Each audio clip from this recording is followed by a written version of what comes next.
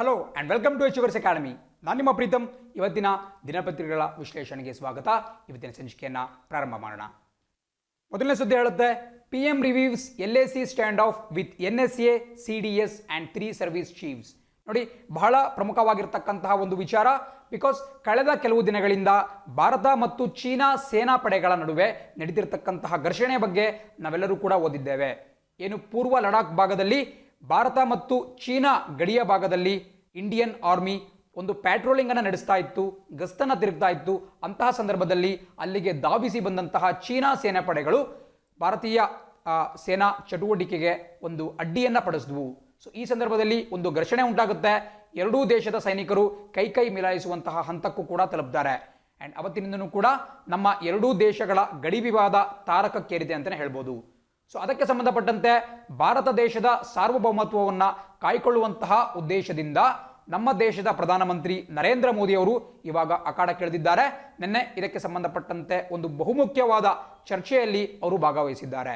ಇದು ಎಷ್ಟು ಪ್ರಮುಖವಾದಂತಹ ಚರ್ಚೆ ಅಂತ ಹೇಳಿದ್ರೆ, ನೀವು ನೋಡ್ಬೋದು, national security adviser, chief of defence staff ಮತ್ತು ನಮ್ಮ ಭಾರತೀಯ ಸೇನೆಯ 3 ವಿಭಾಗಗಳ ಮುಖ್ಯಸ್ಥರು, 3 ಸರ್ವಿಸ್ ಚೀಫ್ಸ್ ಎಲ್ಲರೂ ಕೂಡ ಆ ಒಂದು ಮೀಟಿಂಗ್ನಲ್ಲಿ ಉಪಸ್ಥಿತರಿದ್ದರು. ಸೊ ಇದು ಎಷ್ಟರ ಮಟ್ಟಿನ ಒಂದು ಹೈ ಲೆವೆಲ್ ಮೀಟಿಂಗ್ ಅಂತ ನಿಮಗೆ ಗೊತ್ತಾಗುತ್ತೆ. ಸೊ ಈಗ ನಾವು ತಿಳ್ಕೊಳ್ತಾ ಹೋಗೋಣ. ಅದೆಲ್ಲದಕ್ಕಿಂತ ಮುಂಚೆ ನಾವು ನಿಮಗೆ ಒಂದು ವರ್ಡ್ LAC ಅಂತ ಕಾಣ್ತಾ ಇದೆ. LAC ಅಂದರೆ ಏನು ಅಂತ ತಿಳ್ಕೊಳ್ತಾ ಹೋಗೋಣ. ಬಿಕಾಸ್ ನಿಮ್ಮಲ್ಲಿ ಬಹಳಷ್ಟು ಜನ LOCನ ಕೇಳಿರ್ತೀರಾ, ಬಟ್ LAC ಕೇಳಿರ್ತಕ್ಕಂತಹ ಜನರ ಸಂಖ್ಯೆ ಬಹಳ ಕಮ್ಮಿ. ಬಿಕಾಸ್ LOC ಅಂತ ಹೇಳಿದ್ರೆ ಭಾರತ ಮತ್ತು ಪಾಕಿಸ್ತಾನದ ಗಡಿಯನ್ನ ಬೇರ್ಪಡಿಸ್ತಕ್ಕಂತಹ ರೇಖೆಯನ್ನ ನಾವು LOC ಅಥವಾ ಲೈನ್ ಆಫ್ ಕಂಟ್ರೋಲ್ ಅಂತ ಕರಿತೀವಿ. ಇದರ ಫುಲ್ ಫಾರ್ಮ್ ಗೊತ್ತಿರಬೇಕಾಗುತ್ತೆ. ಲೈನ್ ಆಫ್ ಕಂಟ್ರೋಲ್ ಅಥವಾ LOC ಕನ್ನಡದಲ್ಲಿ ನಾವು ಗಡಿ ರೇಖೆ ಅಂತಾನೆ ಕರಿತೀವಿ. ಅದೇ LAC ಅಂತ ಹೇಳಿದ್ರೆ ಭಾರತ ಮತ್ತು ಚೀನಾ ದೇಶಗಳ ಒಂದು ಭೂಪ್ರದೇಶವನ್ನ ಬೇರ್ಪಡಿಸ್ತಕ್ಕಂತಹ ಒಂದು ರೇಖೆ. ಇದನ್ನ ಲೈನ್ ಆಫ್ ಆಕ್ಚುಯಲ್ ಕಂಟ್ರೋಲ್ ಅಂತ ಕರಿತೀವಿ. ತುಂಬಾ ಇಂಪಾರ್ಟೆಂಟ್, ನೋಟ್ ಮಾಡ್ಕೊಳ್ಳಿ. ಲೈನ್ ಆಫ್ ಆಕ್ಚುಯಲ್ ಕಂಟ್ರೋಲ್ ತುಂಬಾ ಇಂಪಾರ್ಟೆಂಟ್ ಆಗಿರುತ್ತೆ. ಈಗ ಕೆಲವರು ಕೇಳಬಹುದು, ಭಾರತ ಮತ್ತು ಚೀನಾ ಗಡಿಯನ್ನು ನಾವು ಮೆಕ್ಮೋಹನ್ ರೇಖೆ ಅಂತ ಕರಿತೀವಿ. ಬಹಳ ಹಿಂದೆ ಬ್ರಿಟಿಷ್ ಅಧಿಕಾರಿಯಾಗಿದ್ದಂತಹ ಮೆಕ್ಮೋಹನ್ ಅವರು ಈ ಒಂದು ರೇಖೆಯನ್ನ ಡ್ರಾ ಮಾಡಿದ್ರು. ಸೊ ಇದೇನಿದು LAC ಅಂತ ಕೆಲವರು ಕೇಳಬಹುದು. ಬಟ್ ಒಂದು ಮಾತನ್ನು ಗಮನಿಸಿ, ಮೆಕ್ಮೋಹನ್ ಅವರು ರೇಖೆಯನ್ನ ಬರೆದಿದ್ರು ನಿಜ. ಅದೇ ಭಾರತ ಮತ್ತು ಚೀನಾವನ್ನ ಬೇರ್ಪಡಿಸ್ತಕ್ಕಂತಹ ಗಡಿ ಅನ್ನೋದು ಕೂಡ ನಿಜ. ಬಟ್ ಪ್ರಸಕ್ತ ಸನ್ನಿವೇಶದಲ್ಲಿ ಮೆಕ್ಮೋಹನ್ ರೇಖೆಯ ಬಳಿ ಭಾರತ ತನ್ನ ಒಂದು ಕಂಟ್ರೋಲ್ ಅನ್ನ ಹೊಂದಿಲ್ಲ. ಸ್ಪೆಷಲಿ ನಮ್ಮ ಪೂರ್ವ ಲಡಾಖ್ ಪ್ರದೇಶ ಏನು ಕಂಡು ಬರುತ್ತೆ, ನಾನು ನೆಕ್ಸ್ಟ್ ಸ್ಲೈಡಲ್ಲಿ ಅದಕ್ಕೆ ಸಂಬಂಧಪಟ್ಟಂತ ಮ್ಯಾಪ್ ಅನ್ನ ಕೂಡ ತೋರಿಸ್ತೀನಿ. ಸೊ ಪೂರ್ವ ಲಡಾಖ್ನ ಭಾಗದಲ್ಲಿ, ಈಸ್ಟರ್ನ್ ಲಡಾಖ್ ಭಾಗದಲ್ಲಿ ಭಾರತಕ್ಕೆ ಸೇರಿದಂತಹ ಕೆಲವೊಂದಷ್ಟು ಭೂ ಪ್ರದೇಶಗಳನ್ನ ಚೀನಾ ದೇಶ ಆಕ್ರಮಣ ಮಾಡಿಕೊಂಡಿದೆ. ನಿಮಗೆಲ್ಲರಿಗೂ ಗೊತ್ತಿರಬೇಕು, 1962ನೇ ಇಸ್ವಿಯಲ್ಲಿ ಭಾರತ ಮತ್ತು ಚೀನಾ ನಡುವೆ ಒಂದು ಯುದ್ಧ ಉಂಟಾಗುತ್ತೆ, ಇಂಡೋ ಚೈನಾ ವಾರ್ 1962. ಆ ಒಂದು ಯುದ್ಧದ ಬಳಿಕ ಭಾರತಕ್ಕೆ ಸೇರಿದಂತಹ ಅಕ್ಸಾಯ್ ಚಿನ್ ಅನ್ನುವಂತಹ ಭೂಭಾಗವನ್ನ ಚೀನಾ ಕಬಳಿಕೆ ಮಾಡಿಕೊಳ್ತು. ಸೊ ಹಾಗಾಗಿ ಅವರು ಆ ಒಂದು ಮೆಕ್ಮೋಹನ್ ರೇಖೆಯಿಂದ ಕೂಡ ಮುಂದೆ ಪ್ರಸಕ್ತವಾಗಿ ಭಾರತದ ಸುಪರ್ದಿಯಲ್ಲಿರತಕ್ಕಂತಹ ಭೂಭಾಗವನ್ನ ಪ್ರತ್ಯೇಕಿಸುವ ಗಡಿಯನ್ನು ನಾವು LAC ಅಥವಾ ಲೈನ್ ಆಫ್ ಆಕ್ಚುಯಲ್ ಕಂಟ್ರೋಲ್ ಅಂತ ಕರಿತೀವಿ. ಸೊ ನೈಜವಾಗಿ ಭಾರತದ ಬಳಿ ಇರತಕ್ಕಂತಹ ಒಂದು ಭೂಭಾಗ. ಸೊ ನಿನ್ನೆ ಈ LAC ಬಳಿಯಲ್ಲೇ ಈ ಒಂದು ಇತ್ತೀಚೆಗಷ್ಟೇ ಒಂದು ಘರ್ಷಣೆ ಉಂಟಾಗ್ತಾ ಇದೆ. ಸೊ ಅದಕ್ಕೆ ಸಂಬಂಧಪಟ್ಟಂತೆ ಪ್ರಧಾನಿಯವರು ಒಂದು ಮೀಟಿಂಗ್ ಅನ್ನ ಕರೆದಿದ್ರು. ಸೊ ಇಲ್ಲಿ ನೋಡೋಣ, ಸ್ವಲ್ಪ ಒಂದಷ್ಟು ವರ್ಡ್ಸ್ ಕಾಣಿಸ್ತಾ ಇದೆ. NSA ಅಂದ್ರೆ ಏನು? ಹಿಂದಿನ ತರಗತಿಯಲ್ಲಿ ಕೂಡ ಹೇಳಿದ್ದೇನೆ. NSA ಅಂತ ಹೇಳಿದ್ರೆ ನ್ಯಾಷನಲ್ ಸೆಕ್ಯೂರಿಟಿ ಅಡ್ವೈಸರ್ ಅಥವಾ ಕನ್ನಡದಲ್ಲಿ ರಾಷ್ಟ್ರೀಯ ಭದ್ರತಾ ಸಲಹೆಗಾರ ಅಂತ ಕರಿಬಹುದು. ಇದು ಬಹಳ ಪ್ರಮುಖವಾದಂತಹ ಒಂದು ಹುದ್ದೆ. ಪ್ರತಿಯೊಂದು ದೇಶದಲ್ಲೂ ಕೂಡ ಈ NSA ಅನ್ನುವಂತಹ ಪೋಸ್ಟ್ ಇರುತ್ತೆ. ಅಂಡ್ ಅವರು ನಮ್ಮ ದೇಶದ ಪ್ರಧಾನಮಂತ್ರಿ ಏನಿದ್ದಾರೆ ಮತ್ತು ಕೇಂದ್ರ ಸರ್ಕಾರ ಏನಿದೆ ಅದಕ್ಕೆ ನಮ್ಮ ದೇಶದ ಭದ್ರತೆಗೆ ಸಂಬಂಧಪಟ್ಟಂತ ಪ್ರಮುಖ ವಿಚಾರಗಳ ಬಗ್ಗೆ ಸಲಹೆಯನ್ನ ನೀಡ್ತಾರೆ. ಅಂಡ್ ಪ್ರಸಕ್ತವಾಗಿ ನಮ್ಮ ದೇಶದ ರಾಷ್ಟ್ರೀಯ ಭದ್ರತಾ ಸಲಹೆಗಾರ ಯಾರು ಅಂತ ಹೇಳಿದ್ರೆ ಅಜಿತ್ ದೋವಲ್ ಅವರು. ದಯವಿಟ್ಟು ನೋಟ್ ಮಾಡ್ಕೋಬೇಕಾಗುತ್ತೆ. ಅಜಿತ್ ದೋವಲ್ ಅವ್ರ ಬಗ್ಗೆ ಹಿಂದೆ ಕೂಡ ನಾನು ಹೇಳಿದ್ದೇನೆ. ಅವರು ನಿಜಕ್ಕೂ ಅವರ ಒಂದು ಬಹಳ ಒಂದು ರೋಮಾಂಚನಕಾರಿಯಾದಂತಹ ವ್ಯಕ್ತಿತ್ವ. ಬಿಕಾಸ್ ಅವರು ರಿಯಲ್ ಲೈಫಲ್ಲಿ ಏನು ನಾವು ಶೆರ್ಲಾಕ್ ಹೋಮ್ಸ್ ಅಥವಾ ಜೇಮ್ಸ್ ಬಾಂಡ್ ಅಂತ ಕರಿತೀವಿ, ಇವರು ನೈಜವಾಗಿ ಅಂತಹ ಒಂದು ಸಾಲಿಗೆ ಸೇರ್ತಾರೆ. ರಿಯಲ್ ಲೈಫ್ ಜೇಮ್ಸ್ ಬಾಂಡ್ ಅಂತಾನೆ ಕರಿಬಹುದು. ಬಿಕಾಸ್ ಇವರು ಸುಮಾರು 5 ರಿಂದ 7 ವರ್ಷಗಳ ಕಾಲ ಪಾಕಿಸ್ತಾನದಲ್ಲಿ ಭೂಗತರಾಗಿದ್ರು ಮತ್ತು ಅಲ್ಲಿನಿಂದ ಗುಪ್ತವಾದಂತಹ ವಿಚಾರಗಳನ್ನ ಬೇಹುಗಾರಿಕೆ ಮಾಡಿಬಿಟ್ಟು ಭಾರತಕ್ಕೆ ರವಾನೆಯನ್ನು ಕೂಡ ಮಾಡ್ತಾ ಇದ್ರು. ಆ್ಯಂಡ್ ಈ ಒಂದು ವಿಷಯದಲ್ಲಿ ಇವರು ಸಾಕಷ್ಟು ನಾಲೆಡ್ಜನ್ನು ಹೊಂದಿದ್ದಾರೆ. ಸರ್ಜಿಕಲ್ ಸ್ಟ್ರೈಕ್ ಮುಂತಾದಂತಹ ಕೆಲಸಗಳ ಹಿಂದಿನ ಮಾಸ್ಟರ್ ಮೈಂಡ್ ಇದೆ ಅಜಿತ್ ದೋವಲ್ ಅವರು. ಸೊ ಅವರು NSA ನಿನ್ನೆ ಅವರು ಸಹ ಈ ಒಂದು ಮೀಟಿಂಗ್ನಲ್ಲಿ ಉಪಸ್ಥಿತರಾಗಿದ್ದರು. ಜೊತೆಗೆ ನೀವು ನೋಡ್ತಾ ಇದ್ದೀರಾ CDS chief of defence staff ಅಥವಾ ಭಾರತೀಯ ರಕ್ಷಣಾ ಪಡೆಗಳ ಮುಖ್ಯಸ್ಥ, ಇತ್ತೀಚೆಗಷ್ಟೇ ಜನರಲ್ ಬಿಪಿನ್ ರಾವತ್ ಅವರನ್ನ, ಮಾಜಿ ಸೇನಾ ಮುಖ್ಯಸ್ಥ ಇವರನ್ನ ಭಾರತದ ರಕ್ಷಣಾ ಪಡೆಗಳ ಮುಖ್ಯಸ್ಥ ಅಂದರೆ 3 ವಿಭಾಗಗಳನ್ನು ಸೇರಿಸ್ಬಿಟ್ಟು ಒಬ್ಬ ಚೀಫ್ ಇರ್ತಾರೆ. ಆ ಒಂದು ಹುದ್ದೆಗೆ ಪ್ರಪ್ರಥಮ ಬಾರಿಗೆ ಬಿಪಿನ್ ರಾವತ್ ಅವರನ್ನ ಆಯ್ಕೆ ಮಾಡಲಾಯಿತು. ಸೊ ಅವರು ಕೂಡ ನೆನ್ನೆ ಮೀಟಿಂಗಲ್ಲಿ ಇದ್ರು. ಅವರನ್ನ ಹೊರತುಪಡಿಸಿ ನಮ್ಮ ದೇಶದ ಏನು 3 ಸರ್ವಿಸಸ್ ಬರುತ್ತೆ ಅಂದರೆ ನೇವಿ ಇರ್ಬೋದು, ಏರ್ಫೋರ್ಸ್ ಇರ್ಬೋದು ಮತ್ತು ಆರ್ಮಿ, ಭೂಸೇನೆ, ವಾಯುಸೇನೆ ಮತ್ತು ನೌಕಾಪಡೆ, ಈ 3ರ ಮುಖ್ಯಸ್ಥರು ಕೂಡ ನಿನ್ನೆ ನಡೆದಂತಹ ಒಂದು ಮೀಟಿಂಗ್ನಲ್ಲಿ ಭಾಗವಹಿಸಿದ್ರು. ಈ 3 ಜನರ ಹೆಸರು ತುಂಬಾ ಇಂಪಾರ್ಟೆಂಟ್ ಆಗುತ್ತೆ, ಪರೀಕ್ಷೆಗಳಲ್ಲಿ ಕೇಳ್ತಾರೆ. ಮೊದಲನೇದಾಗಿ ನಮ್ಮ ಆರ್ಮಿ ಚೀಫ್ ಹೆಸರನ್ನ ಕಲ್ತ್ಕೊಳ್ಳೋಣ. ನಮ್ಮ ಭೂಸೇನಾ ಮುಖ್ಯಸ್ಥರು ಯಾರು ಅಂತ ಹೇಳಿದ್ರೆ ಜನರಲ್ ಮನೋಜ್ ಮುಕುಂದ್ ನರಾವಣೆ. ದಯವಿಟ್ಟು ನೋಟ್ ಡೌನ್ ಮಾಡ್ಕೋಬೇಕಾಗುತ್ತೆ, ಎಕ್ಸಾಮ್ ದೃಷ್ಟಿಯಿಂದ ತುಂಬಾ ಇಂಪಾರ್ಟೆಂಟ್. ಅಂಡ್ ನಿಮಗೆಲ್ಲರಿಗೂ ಕೂಡ ಇವರ ಹೆಸರುಗಳು ಗೊತ್ತಿರಬೇಕಾಗುತ್ತೆ. ನಮ್ಮ ಭೂಸೇನಾ ಮುಖ್ಯಸ್ಥ ಜನರಲ್ MM ನರಾವಣೆ ಅಥವಾ ಜನರಲ್ ಮನೋಜ್ ಮುಕುಂದ್ ನರಾವಣೆ. ಅದೇ ರೀತಿ ಭಾರತೀಯ ನೌಕಾಪಡೆ ಅಂದರೆ ನೇವಿ, ಅದರ ಚೀಫ್ ಯಾರು ಅಂತ ನೋಡೋಣ. ಇದು admiral Karambir Singh. Note down ಮಾಡ್ಕೋಬೇಕಾಗುತ್ತೆ ಅಡ್ಮಿರಲ್ ಕರಂಬೀರ್ ಸಿಂಗ್ ಅವರ ಹೆಸರನ್ನ. ಆ್ಯಂಡ್ ನೋಡಿ, ನಾನು ಇಲ್ಲಿ ಏನು ವರ್ಡನ್ನ ಬರಿತಾ ಇದ್ದೀನಿ ಅದನ್ನು ಕೂಡ ನೀವು ಗಮನಿಸಬೇಕು. ನೋಡಿ, ನಾನು ಭೂಸೇನಾ ಮುಖ್ಯಸ್ಥರ ಜಾಗದಲ್ಲಿ ಜನರಲ್ ಅಂತ ಬರೆದೆ, ಜನರಲ್ ಮನೋಜ್ ಮುಕುಂದ್ ನರಾವಣೆ. ಅದೇ ರೀತಿ ಭಾರತೀಯ ನೌಕಾಪಡೆಯ ಮುಖ್ಯಸ್ಥರ ಹೆಸರಲ್ಲಿ ನಾನು ಅಡ್ಮಿರಲ್ ಕರಂಬೀರ್ ಅಂತ ಬರೆದ್ರೆ. ಸೊ ನೋಡಿ, ಸೊ ಅಡ್ಮಿರಲ್ ಅಂತಕ್ಕಂತಹದ್ದು ನೌಕಾಪಡೆಯ ಮುಖ್ಯಸ್ಥರಿಗೆ ನೀಡುವಂತಹ ಹೆಸರು. ಅದೇ ರೀತಿ ಜನರಲ್ ಅಂತಕ್ಕಂತಹದ್ದು ಭೂಸೇನಾ ಮುಖ್ಯಸ್ಥರಿಗೆ ನೀಡುವಂತಹ ಹೆಸರು. ಅದೇ ರೀತಿ ನಾವು ವಾಯುಪಡೆ ಅಥವಾ ಏರ್ಫೋರ್ಸ್ನ ಮುಖ್ಯಸ್ಥರ ಹೆಸರನ್ನ ಬರೀತೀನಿ. ಇವ್ರನ್ನ ನಾವು air chief marshal RKS Bhadauria ಇವರ ಹೆಸರು. ಎಲ್ಲರೂ ಕೂಡ ನೋಟ್ ಡೌನ್ ಮಾಡ್ಕೋಬೇಕಾಗುತ್ತೆ. RKS ಭದೌರಿಯಾ, RKS ಅಂತ ಹೇಳಿದ್ರೆ ರಾಕೇಶ್ ಕುಮಾರ್ ಸಿಂಗ್ ಭದೌರಿಯಾ ಇವರ ಹೆಸರು.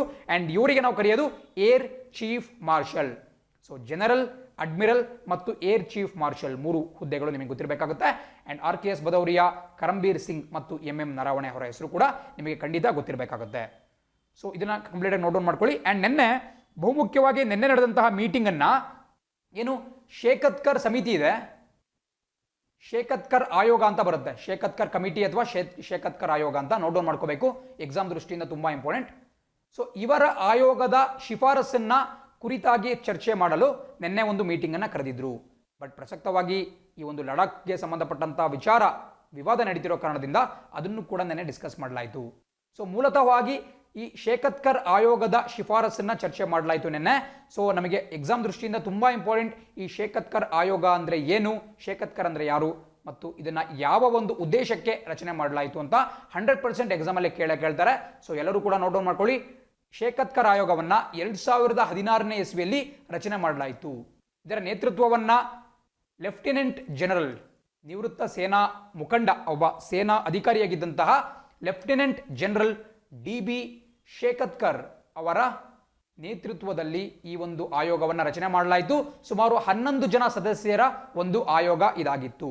2016ನೇ ಇಸ್ವಿಯಲ್ಲಿ ಭಾರತೀಯ ಏನು ಡಿಫೆನ್ಸ್ ಮಿನಿಸ್ಟ್ರಿ ಇದೆ, ರಕ್ಷಣಾ ಸಚಿವಾಲಯ, ಅವರು ಇದರ ಒಂದು ರಚನೆಯನ್ನ ಮಾಡಿದ್ರು. ಉದ್ದೇಶ ಏನಪ್ಪಾ ಅಂತ ಹೇಳಿದ್ರೆ, ಪರ್ಪಸ್ ಏನು ಅಂತ ಹೇಳಿದ್ರೆ, ನೋಡಿ, ಭಾರತದ ಗಡಿ ಪ್ರದೇಶದಲ್ಲಿ ಯಾವ ರೀತಿ ಈ ಒಂದು ಬೇಸಿಕ್ ಇನ್ಫ್ರಾಸ್ಟ್ರಕ್ಚರ್ ಅನ್ನ ಡೆವಲಪ್ ಮಾಡಬಹುದು ಅಥವಾ ಮೂಲಭೂತ ಸೌಕರ್ಯವನ್ನ ಯಾವ ರೀತಿ ಅಭಿವೃದ್ಧಿಗೊಳಿಸಬಹುದು ಅನ್ನೋದನ್ನ ಒಂದು ತನಿಖೆ ಮಾಡುವಂತಹ ಉದ್ದೇಶದಿಂದ ಈ DB ಶೇಖತ್ಕರ್ ಆಯೋಗವನ್ನ 2016ನೇ ಇಸ್ವಿಯಲ್ಲಿ ನಮ್ಮ ರಕ್ಷಣಾ ಇಲಾಖೆ ಈ ಒಂದು ರಚನೆಯನ್ನ ಮಾಡಿತ್ತು. ಸೊ ಬಹಳ ಇಂಪಾರ್ಟೆಂಟ್. ಇದರ ಉದ್ದೇಶ ಏನು ಅಂತ ಹೇಳಿದ್ರೆ, ನಮ್ಮ ಭಾರತೀಯ ಗಡಿಯನ್ನ ಬಲಪಡಿಸ್ತಕ್ಕಂತಹದ್ದು ಮತ್ತು ಅಲ್ಲಿ ಮೂಲಭೂತ ಸೌಕರ್ಯವನ್ನ ಕೊಡ್ತಕ್ಕಂತಹದ್ದು. ಸೊ ಈ ಸಮಿತಿ ಸಾಕಷ್ಟು ಶಿಫಾರಸುಗಳನ್ನು ಕೊಟ್ಟಿದ್ದು, ಆ ಶಿಫಾರಸನ್ನ ಚರ್ಚೆ ಮಾಡುವಂತಹ ಉದ್ದೇಶದಿಂದ ಈ ಮೀಟಿಂಗ್ ಅನ್ನ ಕರೆಯಲಾಯಿತು. ಅಂಡ್ ಮತ್ತೊಂದು ಬಹಳ ಇಂಪಾರ್ಟೆಂಟ್ ಆದಂತಹ ವಿಚಾರ, ನೀವು ನೋಡ್ತಾ ಇದ್ದೀರಾ, ಚೀಫ್ ಆಫ್ ಡಿಫೆನ್ಸ್ ಸ್ಟಾಫ್ ಅಥವಾ ಭಾರತೀಯ ಸೇನಾಪಡೆಗಳ ಮುಖ್ಯಸ್ಥ ಅನ್ನುವಂತಹ ಹೊಸ ಹುದ್ದೆಯನ್ನ 2019ರ ಕೊನೆಯಲ್ಲಿ ಅಥವಾ 2020ರ ಶುರುವಿನಲ್ಲಿ ರಚನೆ ಮಾಡಲಾಯಿತು. ಇದಕ್ಕೆ ಕಾರಣ ಯಾರು ಅಂತ ಹೇಳಿದ್ರೆ, ಇದೇ ಶೇಖತ್ಕರ್ ಆಯೋಗ, ಶೇಖತ್ಕರ್ ಕಮಿಟಿ. ಸೊ ನಾವು ಸಮಿತಿ ಅಂತ ಕರಿಬಹುದು, ಶೇಖತ್ಕರ್ ಸಮಿತಿ ಅಂತ ಕರೆಯೋಣ. ಯಾಕಂದ್ರೆ ಆಯೋಗ ಅಂತ ಹೇಳಿದ್ರೆ ಕಮಿಷನ್ ಆಗುತ್ತೆ. ಬಟ್ ಇಲ್ಲಿ ಕಮಿಟಿ ಅಂತ ಕೊಟ್ಟಿರೋ ಕಾರಣದಿಂದ ಸಮಿತಿ ಅಂತ ನಾವು ಮೆನ್ಷನ್ ಮಾಡೋಣ. ಸೊ ಈ ಒಂದು ಸಮಿತಿ ಈ ಚೀಫ್ ಆಫ್ ಡಿಫೆನ್ಸ್ ಸ್ಟಾಫ್ ಅನ್ನುವಂತಹ ಹುದ್ದೆಯನ್ನು ರಚನೆ ಮಾಡಬೇಕು ಅಂತೇಳಿ ಕೇಂದ್ರ ಸರ್ಕಾರಕ್ಕೆ ಶಿಫಾರಸನ್ನು ಮಾಡಿತ್ತು. ಅದನ್ನು ಮನ್ನಿಸ್ಬಿಟ್ಟು ಬಿಪಿನ್ ರಾವತ್ ಅವರನ್ನು ಸೇನಾಪಡೆಗಳ ಮುಖ್ಯಸ್ಥರನ್ನಾಗಿ ಕೂಡ ಮಾಡಲಾಯಿತು. ಸೊ ಹಾಗಾಗಿ ಬಹಳ ಇಂಪಾರ್ಟೆಂಟ್ ಆಗುತ್ತೆ ಈ ಶೇಖತ್ಕರ್ ಸಮಿತಿ. ಸೊ ಇಷ್ಟು ಡೀಟೇಲ್ಸನ್ನು ನೋಟ್ ಮಾಡ್ಕೊಳ್ತಾ ಮುಂದಿನ ಸುದ್ದಿಯತ್ತ ಗಮನ ಹರಿಸೋಣ. ಸೊ ನಾನು ಆಗಲೇ ಹೇಳಿದಂಗೆ ಒಂದು ಮ್ಯಾಪನ್ನು ತೋರಿಸ್ತೀನಿ ಅಂತ ಹೇಳಿದ್ದೆ. So line of actual control ಎಲ್ಲಿ ಕಂಡು ಬರುತ್ತೆ ಅಂತ ಬಹಳ ಜನಕ್ಕೆ ಡೌಟ್ ಇರ್ಬೋದು. ಸೊ LAC ಅಥವಾ ಲೈನ್ ಆಫ್ ಆಕ್ಚುಯಲ್ ಕಂಟ್ರೋಲ್ ನಿಮಗೆ ಕಂಡು ಬರ್ತಕ್ಕಂಥದ್ದು ಈ ಭಾಗದಲ್ಲಿ ನೋಡಿ. ಇಲ್ಲೇನು ಡಾಟೆಡ್ ಲೈನ್ಸ್ ಇದೆ ಈ ಥರ, ಇದನ್ನು ನಾವು LAC ಅಂತ ಕರಿತೀವಿ. ಅದೇ ಭಾರತ ಮತ್ತು ಪಾಕಿಸ್ತಾನ್ ಗಡಿಯಲ್ಲಿ ಕಂಡು ಬರ್ತಕ್ಕಂಥದ್ದು LOC line of control. So ಇದು ಬಹಳ ಇಂಪಾರ್ಟೆಂಟ್. ಆ್ಯಂಡ್ ಇಲ್ಲಿ ನೋಡ್ತಾ ಇದ್ದೀರಾ ಅಕ್ಸೈ ಚಿನ್ ಪ್ರದೇಶ 1962ರ ಭಾರತ ಮತ್ತು ಚೀನಾ ಯುದ್ಧದ ಸಂದರ್ಭದಲ್ಲಿ ಭಾರತ ಕಳೆದುಕೊಂಡಂತಹ ತನ್ನ ಭೂಭಾಗ ಅಕ್ಸೈ ಚಿನ್ ಅಂತ ಕರಿತೀವಿ. ಸೊ ಇದು ಲೈನ್ ಆಫ್ ಆಕ್ಚುಯಲ್ ಕಂಟ್ರೋಲ್. ಇದನ್ನ ಗಮನಿಸ್ತಾ ನಾವು ಮುಂದಿನ ಸುದ್ದಿಯತ್ತ ಗಮನ ಹರಿಸೋಣ. ಸುದ್ದಿ ಹೇಳುತ್ತೆ no WHO bar on India testing HCQ as preventive. ನೋಡಿ HCQ ಅಂತ ನಾವು ತುಂಬಾ ದಿನಗಳ ಹಿಂದೆ ಮಾತಾಡಿದ್ವಿ. ಹೈಡ್ರಾಕ್ಸಿ ಕ್ಲೋರೋಕ್ವಿನ್ ಅನ್ನುವಂತಹ ಒಂದು ರಾಸಾಯನಿಕ ವಸ್ತು. ಇದು ಇವಾಗ ಸಾಕಷ್ಟು ಬೇಡಿಕೆಯಲ್ಲಿರತಕ್ಕಂತಹ ಒಂದು ರಾಸಾಯನಿಕವಾಗಿದೆ. ಬಿಕಾಸ್ ಇದರಿಂದ ಕೊರೋನಾ ವೈರಸ್ ಅನ್ನ ಸ್ವಲ್ಪ ಮಟ್ಟಿಗೆ ಶಮನಗೊಳಿಸಬಹುದು ಅಂತ ಕೆಲವು ದೇಶಗಳು ನಂಬಿದ್ದಾವೆ. ಬಟ್ ನಿನ್ನೆ ಬಂದಿರತಕ್ಕಂತಹ ಸುದ್ದಿ, ವಿಶ್ವ ಆರೋಗ್ಯ ಸಂಸ್ಥೆ ವರ್ಲ್ಡ್ ಹೆಲ್ತ್ ಆರ್ಗನೈಸೇಷನ್ ಅವರು ಇತ್ತೀಚೆಗಷ್ಟೇ ಒಂದು ಹೇಳಿಕೆಯನ್ನು ಬಿಡುಗಡೆ ಮಾಡಿದ್ದಾರೆ.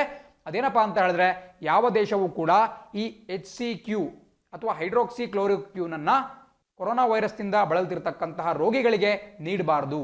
ಯಾಕಪ್ಪ ಅಂದರೆ ಹೀಗೆ ನೀಡುವುದರಿಂದ ಆ ರೋಗಿಗೆ ಹೃದಯ ಸಂಬಂಧಿ ತೊಂದರೆಗಳು ಕಾಣಿಸ್ಕೊಳ್ಳುತ್ತೆ ಮತ್ತು ಯಾವುದೇ ಒಂದು ತನಿಖೆಯ ಮೂಲಕ ಈ HCQ ಕೊಡುವುದರಿಂದ ಕೊರೋನಾ ವೈರಸ್ ಗುಣಮುಖವಾಗುತ್ತೆ ಅಂತ ಪ್ರೂವ್ ಮಾಡೋಕ್ಕೆ ಆಗಿಲ್ಲ. ಇದನ್ನ ವಿಶ್ವ ಆರೋಗ್ಯ ಸಂಸ್ಥೆ ಹೇಳಿದೆ. ನಿಮಗೆ ಕಾಣಿಸ್ತಾ ಇರತಕ್ಕಂತಹದ್ದು ಸೌಮ್ಯ ಸ್ವಾಮಿನಾಥನ್. ಇವರು ವಿಶ್ವ ಆರೋಗ್ಯ ಸಂಸ್ಥೆಯ ಭಾರತೀಯ ಮೂಲದವರು. ಇವರು WHO ನಲ್ಲಿ ಮುಖ್ಯ ವಿಜ್ಞಾನಿಯಾಗಿದ್ದಾರೆ, ಚೀಫ್ ಸೈಂಟಿಸ್ಟ್ ಆಗಿ ವರ್ಕ್ ಮಾಡ್ತಿದ್ದಾರೆ. ಸೊ ಇಷ್ಟು ಡೀಟೇಲ್ಸ್ ನಿಮಗೆ ಗೊತ್ತಿರಬೇಕಾಗುತ್ತೆ. ಆ್ಯಂಡ್ ಇಲ್ಲಿ ಕೂಡ ನೀವು ನೋಡ್ತಾ ಇದ್ದೀರಾ, ಸೊ ನಮ್ಮ ಪ್ರಪಂಚಾದ್ಯಂತ ಸುಮಾರು 35 ದೇಶಗಳ 400 ಪ್ರಮುಖ ಆಸ್ಪತ್ರೆಗಳು ಈ ಒಂದು HCQ ಅನ್ನು ರೋಗಿಗಳ ಮೇಲೆ ರೋಗಿಗಳಿಗೆ ಕೊಟ್ಬಿಟ್ಟು ತನಿಖೆಯನ್ನು ಒಂದು ಅಧ್ಯಯನವನ್ನು ಮಾಡೋಕ್ಕೆ ಟ್ರೈ ಮಾಡ್ತಾ ಇದ್ವು. ಸೊ ಅದಕ್ಕೆ ಈಗ WHO ಬ್ರೇಕ್ ಹಾಕಿದೆ. ಸೊ ನೀವು ನೋಡ್ತಾ ಇದ್ದೀರಾ ಯಾವ ರೀತಿ ಅದನ್ನು ಸಾಲಿಡಾರಿಟಿ ಟ್ರಯಲ್ ಅಂತ ಕರಿತೀವಿ. ದಯವಿಟ್ಟು ನೋಟ್ ಮಾಡ್ಕೊಳ್ಳಿ, ಸಾಲಿಡಾರಿಟಿ ಟ್ರಯಲ್, ಅಥವಾ ನಾವು ಕನ್ನಡದಲ್ಲಿ ಹೇಳೋದಾದ್ರೆ ಒಗ್ಗಟ್ಟಿನ ಪ್ರಯೋಗ ಅಂತ ಕರಿಬಹುದು. ಬಟ್ ಅದರ ಒಂದು ಹೆಸರು ಸಾಲಿಡಾರಿಟಿ ಟ್ರಯಲ್. ಅದನ್ನೇ ನಾವು ನೆನ್ಪಿಟ್ಕೊಳ್ತಾ ಹೋಗೋಣ.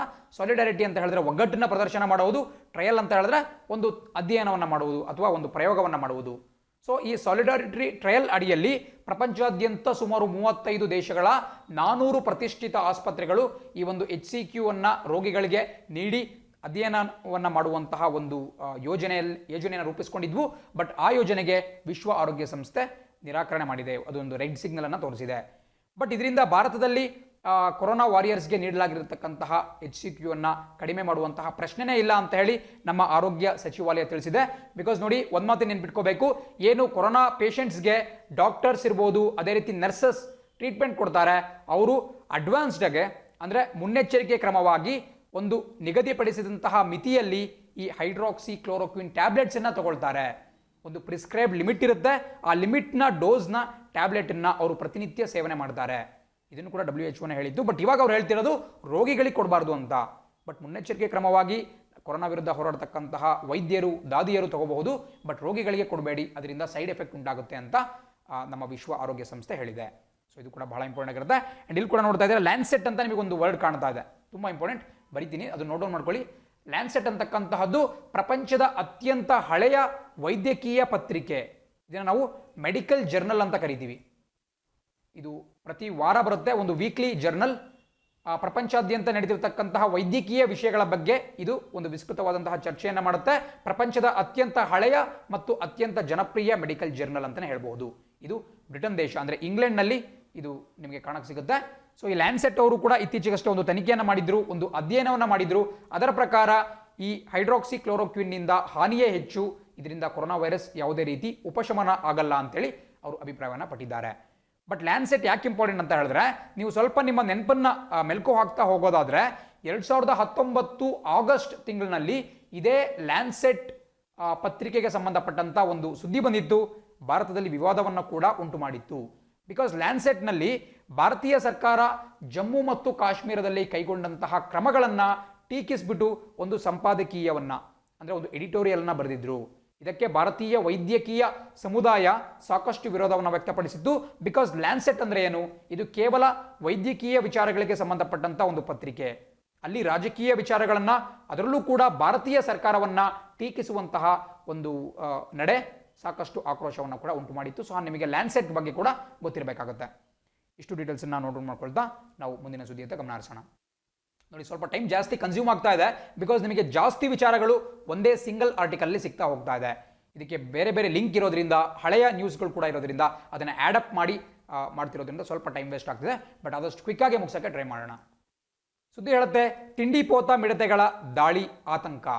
ನೋಡಿ, ಮಿಡತೆಗಳು ನಾವು ಕೂಡ ನೋಡಿರ್ತೀವಿ, ಬಟ್ ನಮ್ಮ ರಾಜ್ಯಗಳಲ್ಲಿ ಇವುಗಳ ಒಂದು ಹಾವಳಿ ಅಷ್ಟೊಂದಿಲ್ಲ. ಕೇವಲ ಚಿಕ್ಕ ಪ್ರಮಾಣದಲ್ಲಿ ಕಾಣಿಸ್ಕೊಳ್ತವೆ, ಅಷ್ಟೊಂದು ಬೆಳೆಗಳಿಗೆ ಹಾನಿ ಮಾಡಲ್ಲ. ಬಟ್ ಅದೇ ನೀವು ಭಾರತದ ಉತ್ತರ ಮತ್ತು ಮಧ್ಯ ಭಾರತಕ್ಕೆ ಹೋದ್ರಿ ಅಂತ ಹೇಳಿದ್ರೆ, ಸ್ಪೆಷಲಿ ರಾಜಸ್ಥಾನ್ ಇರ್ಬೋದು, ಗುಜರಾತ್ ಇರ್ಬೋದು, ಪಂಜಾಬ್, ಹರಿಯಾಣ, ಮಧ್ಯಪ್ರದೇಶ್, ಇಂತಹ ರಾಜ್ಯಗಳಲ್ಲಿ ಈ ಮಿಡತೆಗಳ ದಾಳಿ ಸಾಕಷ್ಟು ಆತಂಕವನ್ನು ಸೃಷ್ಟಿ ಮಾಡುತ್ತೆ. ನೀವು 2019ರಲ್ಲೂ ಕೂಡ ಇಂತಹದ್ದೇ ಒಂದು ಮಿಡತೆಗಳ ದಾಳಿ ನಡೆದಿತ್ತು. ಅದನ್ನು ನಾವು ಲೋಕಸ್ಟ್ ಸ್ವಾರ್ಮ್ಸ್ ಅಂತ ಕರಿತೀವಿ. ಸ್ವಾರ್ಮ್ಸ್ ಅಂದ್ರೆ ಏನು? ಸ್ವಾರ್ಮ್ ಅಂದ್ರೆ ಒಂದು ಈ ಕೀಟಗಳ ಗುಂಪು ಅಂತ ಹೇಳಿ.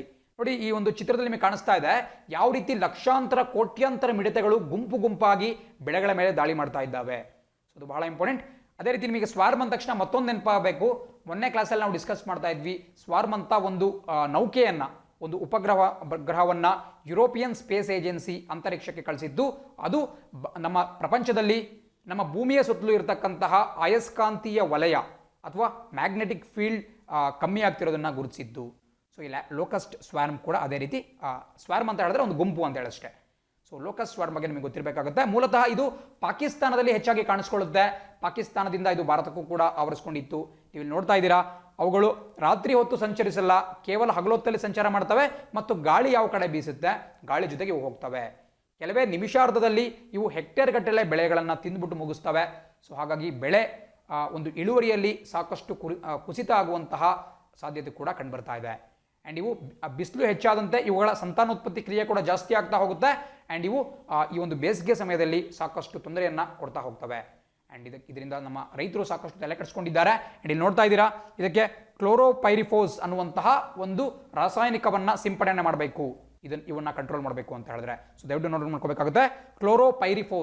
ಕ್ಲೋರೋಪೈರಿಫೋಸ್ ಅನ್ನುವಂತಹ ಒಂದು ರಾಸಾಯನಿಕವನ್ನು ಸಿಂಪಡಣೆ ಮಾಡಿದ್ರೆ ಇವುಗಳ ಹಾವಳಿಯನ್ನು ಸ್ವಲ್ಪ ತಡೆಗಟ್ಟಬಹುದು. ಸೊ ಇಷ್ಟು ಡೀಟೇಲ್ಸ್ ನಮಗೆ ಗೊತ್ತಿರಬೇಕಾಗುತ್ತೆ.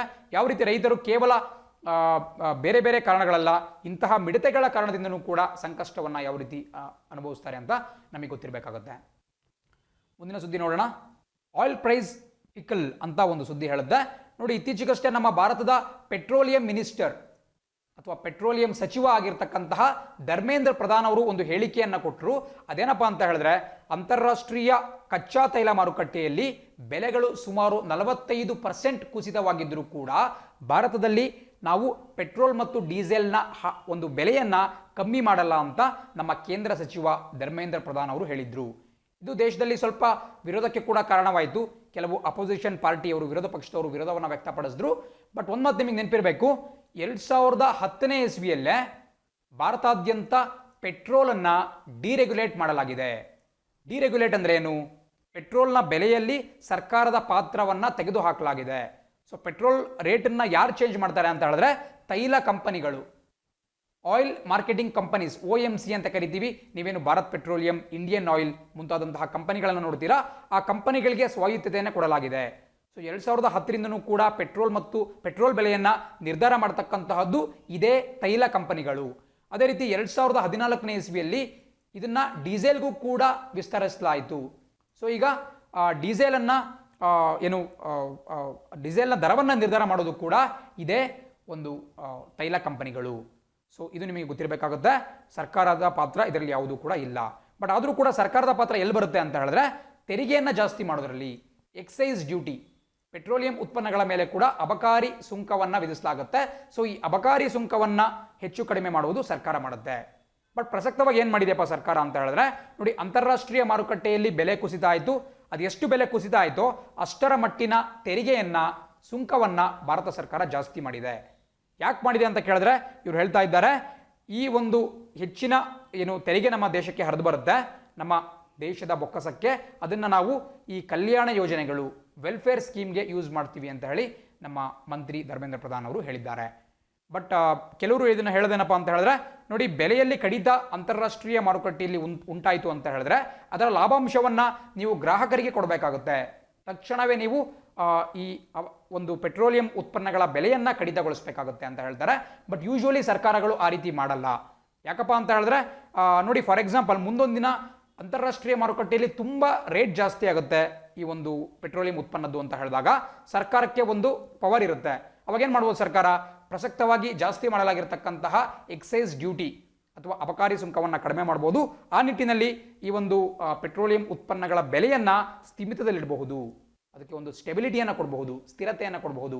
ಸೊ ಹಾಗಾಗಿ ಈ ಥರ ಮಾಡ್ತಿದ್ದಾರೆ ಅಂತ ಹೇಳ್ತಿದ್ದಾರೆ. ನೋಡಿ, ಇದೆಲ್ಲ ನಿಮಗೆ ಕೂಡ ಗೊತ್ತಿರಬೇಕಾಗುತ್ತೆ, ತುಂಬ ಇಂಪಾರ್ಟೆಂಟ್. ಯಾವಾಗ ಇದನ್ನು ಡಿರೆಗ್ಯುಲೇಟ್ ಮಾಡಿದ್ರು ಪ್ರತಿಯೊಂದು ಕೂಡ. ಬಟ್ 2010ರಿಂದನೂ ಕೂಡ ಪೆಟ್ರೋಲ್ ಬೆಲೆಯನ್ನು ಪ್ರತಿ 14 ದಿನಕ್ಕೊಮ್ಮೆ ಅವರು ಚೇಂಜ್ ಮಾಡ್ತಾ ಇದ್ರು. ಫೋರ್ಟ್ ನೈಟ್ ಅಂತ ಕರಿತೀವಿ. ಅಂದರೆ ತಿಂಗಳಿಗೆ 2 ಬಾರಿ ಅವನ್ನ ನವೀಕರಿಸ್ತಾ ಇದ್ರು, ಅದನ್ನು ರಿಫ್ರೆಶ್ ಮಾಡ್ತಾ ಇದ್ರು. ಬಟ್ 2017ರಲ್ಲಿ ನರೇಂದ್ರ ಮೋದಿ ಅವರ ಸರ್ಕಾರ ಮತ್ತೊಂದು ಹೊಸ ನಿರ್ಧಾರವನ್ನು ತಗೊಳ್ತು. ಅದೇನಪ್ಪ ಅಂತ ಹೇಳಿದ್ರೆ, ಪ್ರತಿನಿತ್ಯ ಈ ಪೆಟ್ರೋಲ್ ಮತ್ತು ಡೀಸೆಲ್ ಬೆಲೆಗಳನ್ನು ಪರಿಷ್ಕರಣೆ ಮಾಡಬೇಕು. ಫಾರ್ ಎಕ್ಸಾಂಪಲ್, ನಿನ್ನೆ ಅಂತಾರಾಷ್ಟ್ರೀಯ ಮಾರುಕಟ್ಟೆಯಲ್ಲಿ ಬೆಲೆ ಚೇಂಜ್ ಆಯಿತು ಅಂತ ಹೇಳಿದ್ರೆ ಇವತ್ತು ಭಾರತದಲ್ಲೂ ಕೂಡ ಅದು ಚೇಂಜ್ ಆಗಬೇಕು. ಈ ಒಂದು ಕಾರ್ಯಕ್ರಮವನ್ನು 2017ರಲ್ಲಿ ಜಾರಿಗೆ ತರಲಾಗಿತ್ತು. ಬಟ್ ಇವತ್ತಿಗೂ ಕೂಡ ತೈಲ ಬೆಲೆಯನ್ನು ನಿರ್ಧಾರ ಮಾಡ್ತಕ್ಕಂತಹದ್ದು ತೈಲ ಕಂಪನಿಗಳು. ಬಟ್ ತೈಲದ ಮೇಲೆ ವಿಧಿಸ್ತಕ್ಕಂತಹ ಅಬಕಾರಿ ಸುಂಕವನ್ನು ನಿರ್ಧಾರ ಮಾಡ್ತಕ್ಕಂತಹದ್ದು ನಮ್ಮ ಸೆಂಟ್ರಲ್ ಗೌರ್ಮೆಂಟ್ ಅಥವಾ ಕೇಂದ್ರ ಸರ್ಕಾರ. ಮುಂದಿನ ಸುದ್ದಿ ನೋಡೋಣ. ಸುದ್ದಿ ಹೇಳುತ್ತೆ, Flipkart partners with corporation to help farmers sell mangoes online. ನೋಡಿ, ಮಾವಿನ ಹಣ್ಣಿಗೂ ಕೂಡ ಆನ್ಲೈನ್ಗೆ ಬರುವಂತಹ ಯೋಗ ಬಂದಿದೆ. ಯಾರ ಮೂಲಕ ಅಂತ ಹೇಳಿದ್ರೆ, ನಮ್ಮ ಬೆಂಗಳೂರಿನಲ್ಲಿ ತನ್ನ ಕೇಂದ್ರ ಕಚೇರಿಯನ್ನು ಹೊಂದಿರತಕ್ಕಂತಹ ದಿಗ್ಗಜ ಇ ಕಾಮರ್ಸ್ ಪ್ಲಾಟ್ಫಾರ್ಮ್ ಆಗಿರತಕ್ಕಂತಹ ಫ್ಲಿಪ್ಕಾರ್ಟ್ ಸಂಸ್ಥೆ ಮಾವು ಬೆಳೆಗಾರರ ನೆರವಿಗೆ ಬಂದಿದೆ. ಸೊ ಇವತ್ತಿನ ಸುದ್ದಿ ಏನಪ್ಪ ಅಂತ ಹೇಳಿದ್ರೆ, ಫ್ಲಿಪ್ಕಾರ್ಟ್ ಅವರು Karnataka state mango development and marketing corporation limited ಅಥವಾ ಕರ್ನಾಟಕ ರಾಜ್ಯ ಮಾವು ಅಭಿವೃದ್ಧಿ ಮತ್ತು ಮಾರುಕಟ್ಟೆ ನಿಗಮ ನಿಯಂತ್ರಿತ ಏನಿದೆ ಅವರ ಜೊತೆ ಒಂದು ಒಪ್ಪಂದಕ್ಕೆ ಸಹಿ ಹಾಕಿದ್ದಾರೆ. ಆ ಒಪ್ಪಂದದ ಪ್ರಕಾರ ಆನ್ಲೈನ್ನಲ್ಲೇ ಮಾವಿನ ಹಣ್ಣನ್ನು ಡೆಲಿವರಿ ಕೂಡ ಕೊಡಲಾಗುತ್ತೆ. ಬಟ್ ಇದಕ್ಕೆ ಮೂಲತಃವಾಗಿ ಯಾರನ್ನು ಬಳಸ್ಕೊಳ್ತಾರೆ ಅಂತ ಹೇಳಿದ್ರೆ, ನಿಮಗೆ ಕಾಣಿಸ್ತಾ ಇದೆ ಇಂಡಿಯಾ ಪೋಸ್ಟ್, ನಮ್ಮ ಪೋಸ್ಟಲ್ ಡಿಪಾರ್ಟ್ಮೆಂಟ್ ಏನಿದೆ, ಅಂಚೆ ಕಚೇರಿ ಏನಿದೆ, ಅಂಚೆಯನ್ನು ಬಳಸ್ಕೊಂಡ್ಬಿಟ್ಟು, ಭಾರತೀಯ ಅಂಚೆಯನ್ನು ಬಳಸ್ಕೊಂಡ್ಬಿಟ್ಟು ಮನೆ ಮನೆಗೆ ಈ ಒಂದು ಮಾವಿನ ಹಣ್ಣನ್ನು ಡೆಲಿವರಿಯನ್ನು ಕೊಡಲಾಗುತ್ತೆ. ಇದರಿಂದ ರೈತರಿಗೆ ಬಹಳ ಲಾಭ ಆಗುತ್ತೆ, ಜೊತೆಗೆ ಗ್ರಾಹಕರಿಗೂ ಕೂಡ ಮನೆಯಲ್ಲೇ ಕೂತ್ಕೊಂಡ್ಬಿಟ್ಟು ಮಾವಿನ ಹಣ್ಣನ್ನು ಸವಿತಕ್ಕಂತಹ ಒಂದು ಉಪಯೋಗ ಕೂಡ ಆಗುತ್ತೆ. ಸೊ ಇದು ಚಿಕ್ಕದಂಥ ಒಂದು ನ್ಯೂಸ್. ಖಂಡಿತ ಕೇಳ್ತಾರೆ, ಇತ್ತೀಚೆಗಷ್ಟೇ ಕರ್ನಾಟಕ ರಾಜ್ಯ ಮಾವು ಅಭಿವೃದ್ಧಿ ನಿಗಮ ಅವರು ಯಾರ ಜೊತೆ ಒಪ್ಪಂದಕ್ಕೆ ಸಹಿ ಹಾಕಿದ್ದಾರೆ ಅಂತ ಹೇಳಿದ್ರೆ ಫ್ಲಿಪ್ಕಾರ್ಟ್ ಸಂಸ್ಥೆಯ ಜೊತೆ ಸಹಿ ಹಾಕಿದ್ದಾರೆ. ಮುಂದಿನ ಸುದ್ದಿ ನೋಡೋಣ. ಸುದ್ದಿ ಹೇಳುತ್ತೆ, doorstep delivery of litchi mango in Bihar. ನೋಡಿ, ಯಾವ ರೀತಿ ಕರ್ನಾಟಕದಲ್ಲಿ ಫ್ಲಿಪ್ಕಾರ್ಟ್ ಜೊತೆಗೆ ಒಪ್ಪಂದ ಮಾಡ್ಕೊಂಡ್ಬಿಟ್ಟು ಮಾವಿನ ಹಣ್ಣನ್ನು ಮನೆಗೆ ತಲುಪಿಸಲಾಗುತ್ತೆ, ಅದೇ ನಿಟ್ಟಿನಲ್ಲಿ ಬಿಹಾರ ರಾಜ್ಯದಲ್ಲೂ ಕೂಡ ಮ್ಯಾಂಗೋ ಮತ್ತು ಲಿಚಿ ಅಂತಕ್ಕಂತಹದ್ದು ನೀವು ಇಲ್ಲೇ ಚಿತ್ರ ನೋಡ್ತಾ ಇದ್ದೀರಾ, ಇದನ್ನು ನಾವು ಲಿಚಿ ಫ್ರೂಟ್ ಅಂತ ಕರಿತೀವಿ. ನೋಡಿ, ನೋಡೋಕ್ಕೆ ಸ್ವಲ್ಪ ಸ್ಟ್ರಾಬೆರಿ ಥರ ಕಾಣುತ್ತೆ, ಬಟ್ ಸ್ಟ್ರಾಬೆರಿ ಅಲ್ಲ, ಅದು ಲಿಚಿ ಅಂತಕ್ಕಂತಹ ಒಂದು ಹಣ್ಣು. ಸೊ ಈ ಲಿಚಿ ಹಣ್ಣು ಮತ್ತು ಮಾವಿನ ಹಣ್ಣು ಎರಡನ್ನೂ ಕೂಡ ಬಿಹಾರಲ್ಲೂ ಕೂಡ ಮನೆ ಮನೆಗೆ ಡೋರ್ ಡೆಲಿವರಿ ಕೊಡ್ತಾರೆ. ಬಟ್ ಅಲ್ಲಿ ಫ್ಲಿಪ್ಕಾರ್ಟ್ ಸಂಸ್ಥೆ ಇದನ್ನು ಜಾರಿಗೆ ತರ್ತಾ ಇಲ್ಲ, ಬದಲಾಗಿ ಬಿಹಾರದ ತೋಟಗಾರಿಕಾ ಇಲಾಖೆ, ಹಾರ್ಟಿಕಲ್ಚರ್ ಡಿಪಾರ್ಟ್ಮೆಂಟ್ ಅಥವಾ ತೋಟಗಾರಿಕಾ ಇಲಾಖೆ ಇದನ್ನು ಜಾರಿಗೆ ತರ್ತಿದೆ. ಇಂತಹ ಪ್ರಶ್ನೆ ಕೂಡ ಆಗಬಹುದು, ಇತ್ತೀಚೆಗಷ್ಟೇ ಲಿಚಿ ಹಣ್ಣನ್ನು ಮನೆ ಮನೆಗೆ ಡೆಲಿವರಿ ಕೊಡುವಂತಹ ಯೋಜನೆಗೆ ಯಾರು ಚಾಲನೆ ಕೊಟ್ಟಿದ್ದಾರೆ ಅಂತ ಹೇಳಿದ್ರೆ ಬಿಹಾರ ರಾಜ್ಯ ಸರ್ಕಾರ ಅಂತ ಹೇಳಬಹುದು. ಮುಂದಿನ ಸುದ್ದಿ ನೋಡ್ತಾ ಹೋಗೋಣ. Fisheries scheme has no relief component. ನೋಡಿ, ನಮ್ಮ ಮತ್ಸ್ಯ ಸಚಿವ ಅಥವಾ ಫಿಶರೀಸ್ ಮಿನಿಸ್ಟರ್, ಕೇಂದ್ರ ಸರ್ಕಾರದಲ್ಲಿ ಈ ಮತ್ಸ್ಯೋದ್ಯಮಕ್ಕೆ ಸಂಬಂಧಪಟ್ಟಂತ ಒಂದು ಸಚಿವಾಲಯ ಇದೆ, ಅದನ್ನು ನಾವು ಫಿಶರೀಸ್ ಮಿನಿಸ್ಟ್ರಿ ಅಂತ ಕರಿತೀವಿ. ಅದರ ಸಚಿವರು ಯಾರು ಅಂತ ಹೇಳಿದ್ರೆ, ನೀವು ಚಿತ್ರದಲ್ಲಿ ನೋಡ್ತಾ ಇರೋ ರೀತಿ ಗಿರಿರಾಜ್ ಸಿಂಗ್, ಇವರು ಭಾರತೀಯ ಜನತಾ ಪಕ್ಷದ ಹಿರಿಯ ರಾಜಕಾರಣಿ, ಪ್ರಸಕ್ತವಾಗಿ ಮತ್ಸ್ಯೋದ್ಯಮ ಏನಿದೆ ಅದರ ಸಚಿವರಾಗಿದ್ದಾರೆ, fisheries minister. So Giriraj Singh ಅವರು ನಿನ್ನೆ ಒಂದು ಹೇಳಿಕೆಯನ್ನು ಬಿಡುಗಡೆ ಮಾಡಿದ್ದಾರೆ, ನಿನ್ನೆ ಒಂದು ಪತ್ರಿಕಾಗೋಷ್ಠಿಯಲ್ಲಿ. ನೋಡಿ, ಇತ್ತೀಚೆಗಷ್ಟೇ ಏನು ನರೇಂದ್ರ ಮೋದಿ ಅವರು ಕೊರೋನಾ ವೈರಸ್ ವಿರುದ್ಧ ಹೋರಾಡಕ್ಕೆ ಒಂದು ವಿಶೇಷ ಆರ್ಥಿಕ ಪ್ಯಾಕೇಜನ್ನು ಬಹಳ ಹಿಂದೆನೇ ಘೋಷಣೆ ಮಾಡಿದ್ರು. ಅದರ ಅಡಿಯಲ್ಲಿ ಪ್ರಧಾನಮಂತ್ರಿ ಮತ್ಸ್ಯ ಸಂಪದ ಯೋಜನಾ ಅನ್ನುವಂತಹ ಒಂದು ಯೋಜನೆಗೆ ಕೂಡ ಅವರು ಚಾಲನೆ ಕೊಟ್ಟಿದ್ರು. ಪ್ರಧಾನಮಂತ್ರಿ ಮತ್ಸ್ಯ ಸಂಪದ ಯೋಜನಾ. ಮತ್ಸ್ಯ ಅಂತ ಹೇಳಿದ್ರೇನು, ಸಂಸ್ಕೃತದಲ್ಲಿ ಮತ್ತೆ ಕನ್ನಡದಲ್ಲೂ ಕೂಡ ಮತ್ಸ್ಯ ಅಂತ ಹೇಳಿದ್ರೆ ಮೀನು ಅಂತ ಹೇಳಿ. ಸೊ ಈ ಮೀನುಗಾರಿಕೆಗೆ ಉತ್ತೇಜನ ಕೊಡುವಂತಹ ಉದ್ದೇಶದಿಂದ ಈ ಯೋಜನೆಗೆ ಪ್ರಧಾನಮಂತ್ರಿಯವರು ಚಾಲನೆ ಕೊಟ್ಟಿದ್ದರು. ಈ ಯೋಜನೆಯ ವಿವರಗಳನ್ನು ನಿನ್ನೆ ಕೇಂದ್ರ ಸಚಿವ ಗಿರಿರಾಜ್ ಸಿಂಗ್ ಅವರು ಘೋಷಣೆ ಮಾಡಿದ್ದಾರೆ. ಸೊ ನೀವು ನೋಡ್ತಾ ಇದ್ದೀರಾ, ಸುಮಾರು 20,000 ಕೋಟಿ ರೂಪಾಯಿಗಳ ಒಂದು ಯೋಜನೆ. 20,000 ಕೋಟಿಯನ್ನು ಸಂಪೂರ್ಣವಾಗಿ ಕೇಂದ್ರ ಸರ್ಕಾರ ಭರಿಸಲ್ಲ, ಬದಲಾಗಿ ರಾಜ್ಯ ಸರ್ಕಾರಗಳು ಮತ್ತು ಇನ್ನಿತರ ಫಲಾನುಭವಿಗಳು ಒಟ್ಟು ಮಾಡತಕ್ಕಂತಹ ಹೂಡಿಕೆ 20,000 ಕೋಟಿ ರೂಪಾಯಿ ಆಗುತ್ತೆ. ಸೊ ಇದರಿಂದ ಏನು ಮಾಡ್ತಾರೆ ಅಂತ ಹೇಳಿದ್ರೆ, ನಿಮಗೆ ಕಾಣಿಸ್ತಾ ಇದೆ, ಇದರಿಂದ ಬೆನಿಫಿಟ್ಸ್ ಏನಪ್ಪಾ ಅಂತ ಹೇಳಿದ್ರೆ, ಸುಮಾರು ದೇಶದಲ್ಲಿ ನಡೀತಿರ್ತಕ್ಕಂತಹ ಮೀನುಗಾರಿಕೆಯಲ್ಲಿ 9% ವೃದ್ಧಿಗೊಳಿಸಬೇಕು ಮತ್ತು ಮೀನುಗಾರರ ಆದಾಯವನ್ನು ದ್ವಿಗುಣಗೊಳಿಸಬೇಕು. ಡಬ್ಲಿಂಗ್ ಆಫ್ ಫಿಶರ್ಮೆನ್ಸ್ ಇನ್ಕಮ್ ಅದು ಕೂಡ ಇದರ ಒಂದು ಭಾಗವಾಗಿದೆ. ಅಷ್ಟೇ ಅಲ್ಲ, 2024-25 ಒಳಗಾಗಿ ಏನು ಮೀನಿನ ಒಂದು ಎಕ್ಸ್ಪೋರ್ಟನ್ನು ಮಾಡ್ತೀವಿ, ರಫ್ತನ್ನು ಮಾಡ್ತೀವಿ, ಅದನ್ನು ಕೂಡ ಡಬಲ್ ಮಾಡಬೇಕು, ದ್ವಿಗುಣಗೊಳಿಸಬೇಕು ಅನ್ನೋದು ಈ ಪ್ರಧಾನಮಂತ್ರಿ ಮತ್ಸ್ಯ ಸಂಪದ ಯೋಜನೆಯ ಮೂಲ ಉದ್ದೇಶ ಆಗಿದೆ. ಇದಕ್ಕಾಗಿ 20,000 ಕೋಟಿ ರೂಪಾಯಿಗಳ ಒಂದು ಹೂಡಿಕೆ ಹರಿದು ಬರುವಂತಹ ನಿರೀಕ್ಷೆ ಇದೆ. ಸೊ ಪರೀಕ್ಷಾ ದೃಷ್ಟಿಯಿಂದ ಕೂಡ ತುಂಬ ಇಂಪಾರ್ಟೆಂಟ್ ಆಗಿರುತ್ತೆ. ಆ್ಯಂಡ್ ಮತ್ತೊಂದು ಮಾತನ್ನು ನೀವು ನೆನ್ಪಿಟ್ಕೋಬೇಕು, ಅದೇನಪ್ಪ ಅಂತ ಹೇಳಿದ್ರೆ, ಪ್ರತಿ ವರ್ಷ ಮಾನ್ಸೂನ್ ಸಮಯದಲ್ಲಿ, ಮಾನ್ಸೂನ್ ಅಂದರೆ ಏನು ನಿಮಗೆ ಮುಂಗಾರು ಮಳೆ ಬರುತ್ತೆ, ಈ ಸಮಯದಲ್ಲಿ ಸಮುದ್ರದಲ್ಲಿ ಮೀನುಗಾರಿಕೆಯನ್ನು ನಿಷೇಧ ಮಾಡಲಾಗುತ್ತೆ. 61 ದಿನಗಳ ಕಾಲ ನಮ್ಮ ಭಾರತೀಯ ಕರಾವಳಿಯಲ್ಲಿ ಅಂದರೆ ಸಮುದ್ರದಲ್ಲಿ ಮೀನುಗಾರಿಕೆ ಮಾಡೋದನ್ನು ನಿಷೇಧ ಮಾಡಲಾಗುತ್ತೆ.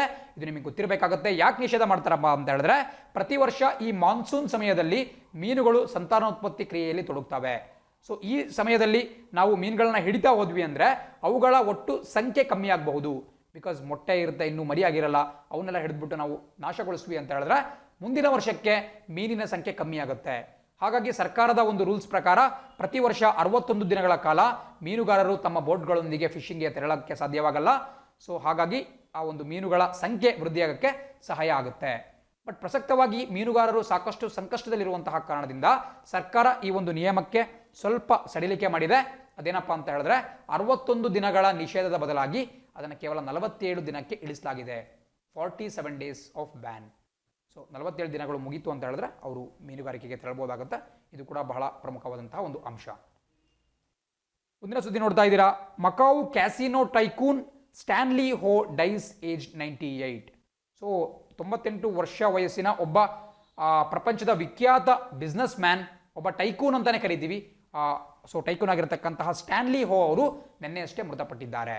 ಸೊ ಸ್ಟ್ಯಾನ್ಲಿ ಹೋ ಅವರ ಖ್ಯಾತಿ ಏನಪ್ಪಾ ಅಂತ ಹೇಳಿದ್ರೆ, ಇವರು ಮೂಲತಃ ಹುಟ್ಟಿರ್ತಕ್ಕಂಥದ್ದು ಹಾಂಗ್ಕಾಂಗ್ನಲ್ಲಿ, ಬಟ್ ಇವರು ಮಕಾವುನಲ್ಲಿ, ಮಕಾವು ಅನ್ನುವಂತಹ ಪ್ರದೇಶ ಎಲ್ಲರಿಗೂ ಕೂಡ ಕೇಳಿರ್ತೀರ ಅನ್ಕೊಳ್ತೀರಿ. ಮಕಾವು ಅನ್ನುವ ಪ್ರದೇಶದಲ್ಲಿ ಇವರು ತಮ್ಮ ಒಂದು ಉದ್ದಿಮೆಯನ್ನು ಹೊಂದಿದ್ರು, ಬಿಸ್ನೆಸ್ಸನ್ನು ಹೊಂದಿದ್ರು, ಸಾಕಷ್ಟು ಪ್ರಭಾವಿಯಾಗಿರ್ತಕ್ಕಂತಹ ಒಬ್ಬ ಉದ್ಯಮಿ. ಸೊ ಮಕಾವು ಬಗ್ಗೆ ಕೂಡ ಸ್ವಲ್ಪ ತಿಳ್ಕೊಳ್ಳೋಣ. ನೋಡಿ, ಮಕಾವು ಅಂತಕ್ಕಂತಹದ್ದು ಯಾವ ರೀತಿ ಹಾಂಗ್ಕಾಂಗ್ ಚೀನಾ ದೇಶದಲ್ಲಿ ಬರ್ತಕ್ಕಂತಹ ಒಂದು ವಿಶೇಷ ಆಡಳಿತ ಪ್ರದೇಶವೋ ಅದೇ ರೀತಿ ಮಕಾವು ಕೂಡ ಇದು ಬೇಸಿಕಲಿ ಒಂದು ಐಲ್ಯಾಂಡ್, ಒಂದು ದ್ವೀಪ ಪ್ರದೇಶ. ಇದು ಕೂಡ ಚೀನಾ ದೇಶದೊಳಗೇನೆ ಬರುತ್ತೆ. ಬಟ್ ಇದು ಕೂಡ ಒಂದು ಸ್ವಾಯತ್ತತೆಯನ್ನ, ಅಟಾನಮಿಯನ್ನ ಹೊಂದಿದೆ. ಯಾವ ರೀತಿ 1997ನೇ ಇಸ್ವಿಯಲ್ಲಿ ಹಾಂಗ್ಕಾಂಗ್ನ ಬ್ರಿಟನ್ ದೇಶ, ನೆನ್ನೆ ಕೂಡ ನಾನು ಕ್ಲಾಸಲ್ಲಿ ಎಕ್ಸ್ಪ್ಲೇನ್ ಮಾಡಿದ್ದೇನೆ ಕಂಪ್ಲೀಟ್ ಆಗಿ, ಹಾಂಗ್ಕಾಂಗ್ ಇದಕ್ಕೂ ಮುಂಚೆ ಬ್ರಿಟನ್ ದೇಶದ ಒಂದು ವಸಾಹತು ಆಗಿತ್ತು.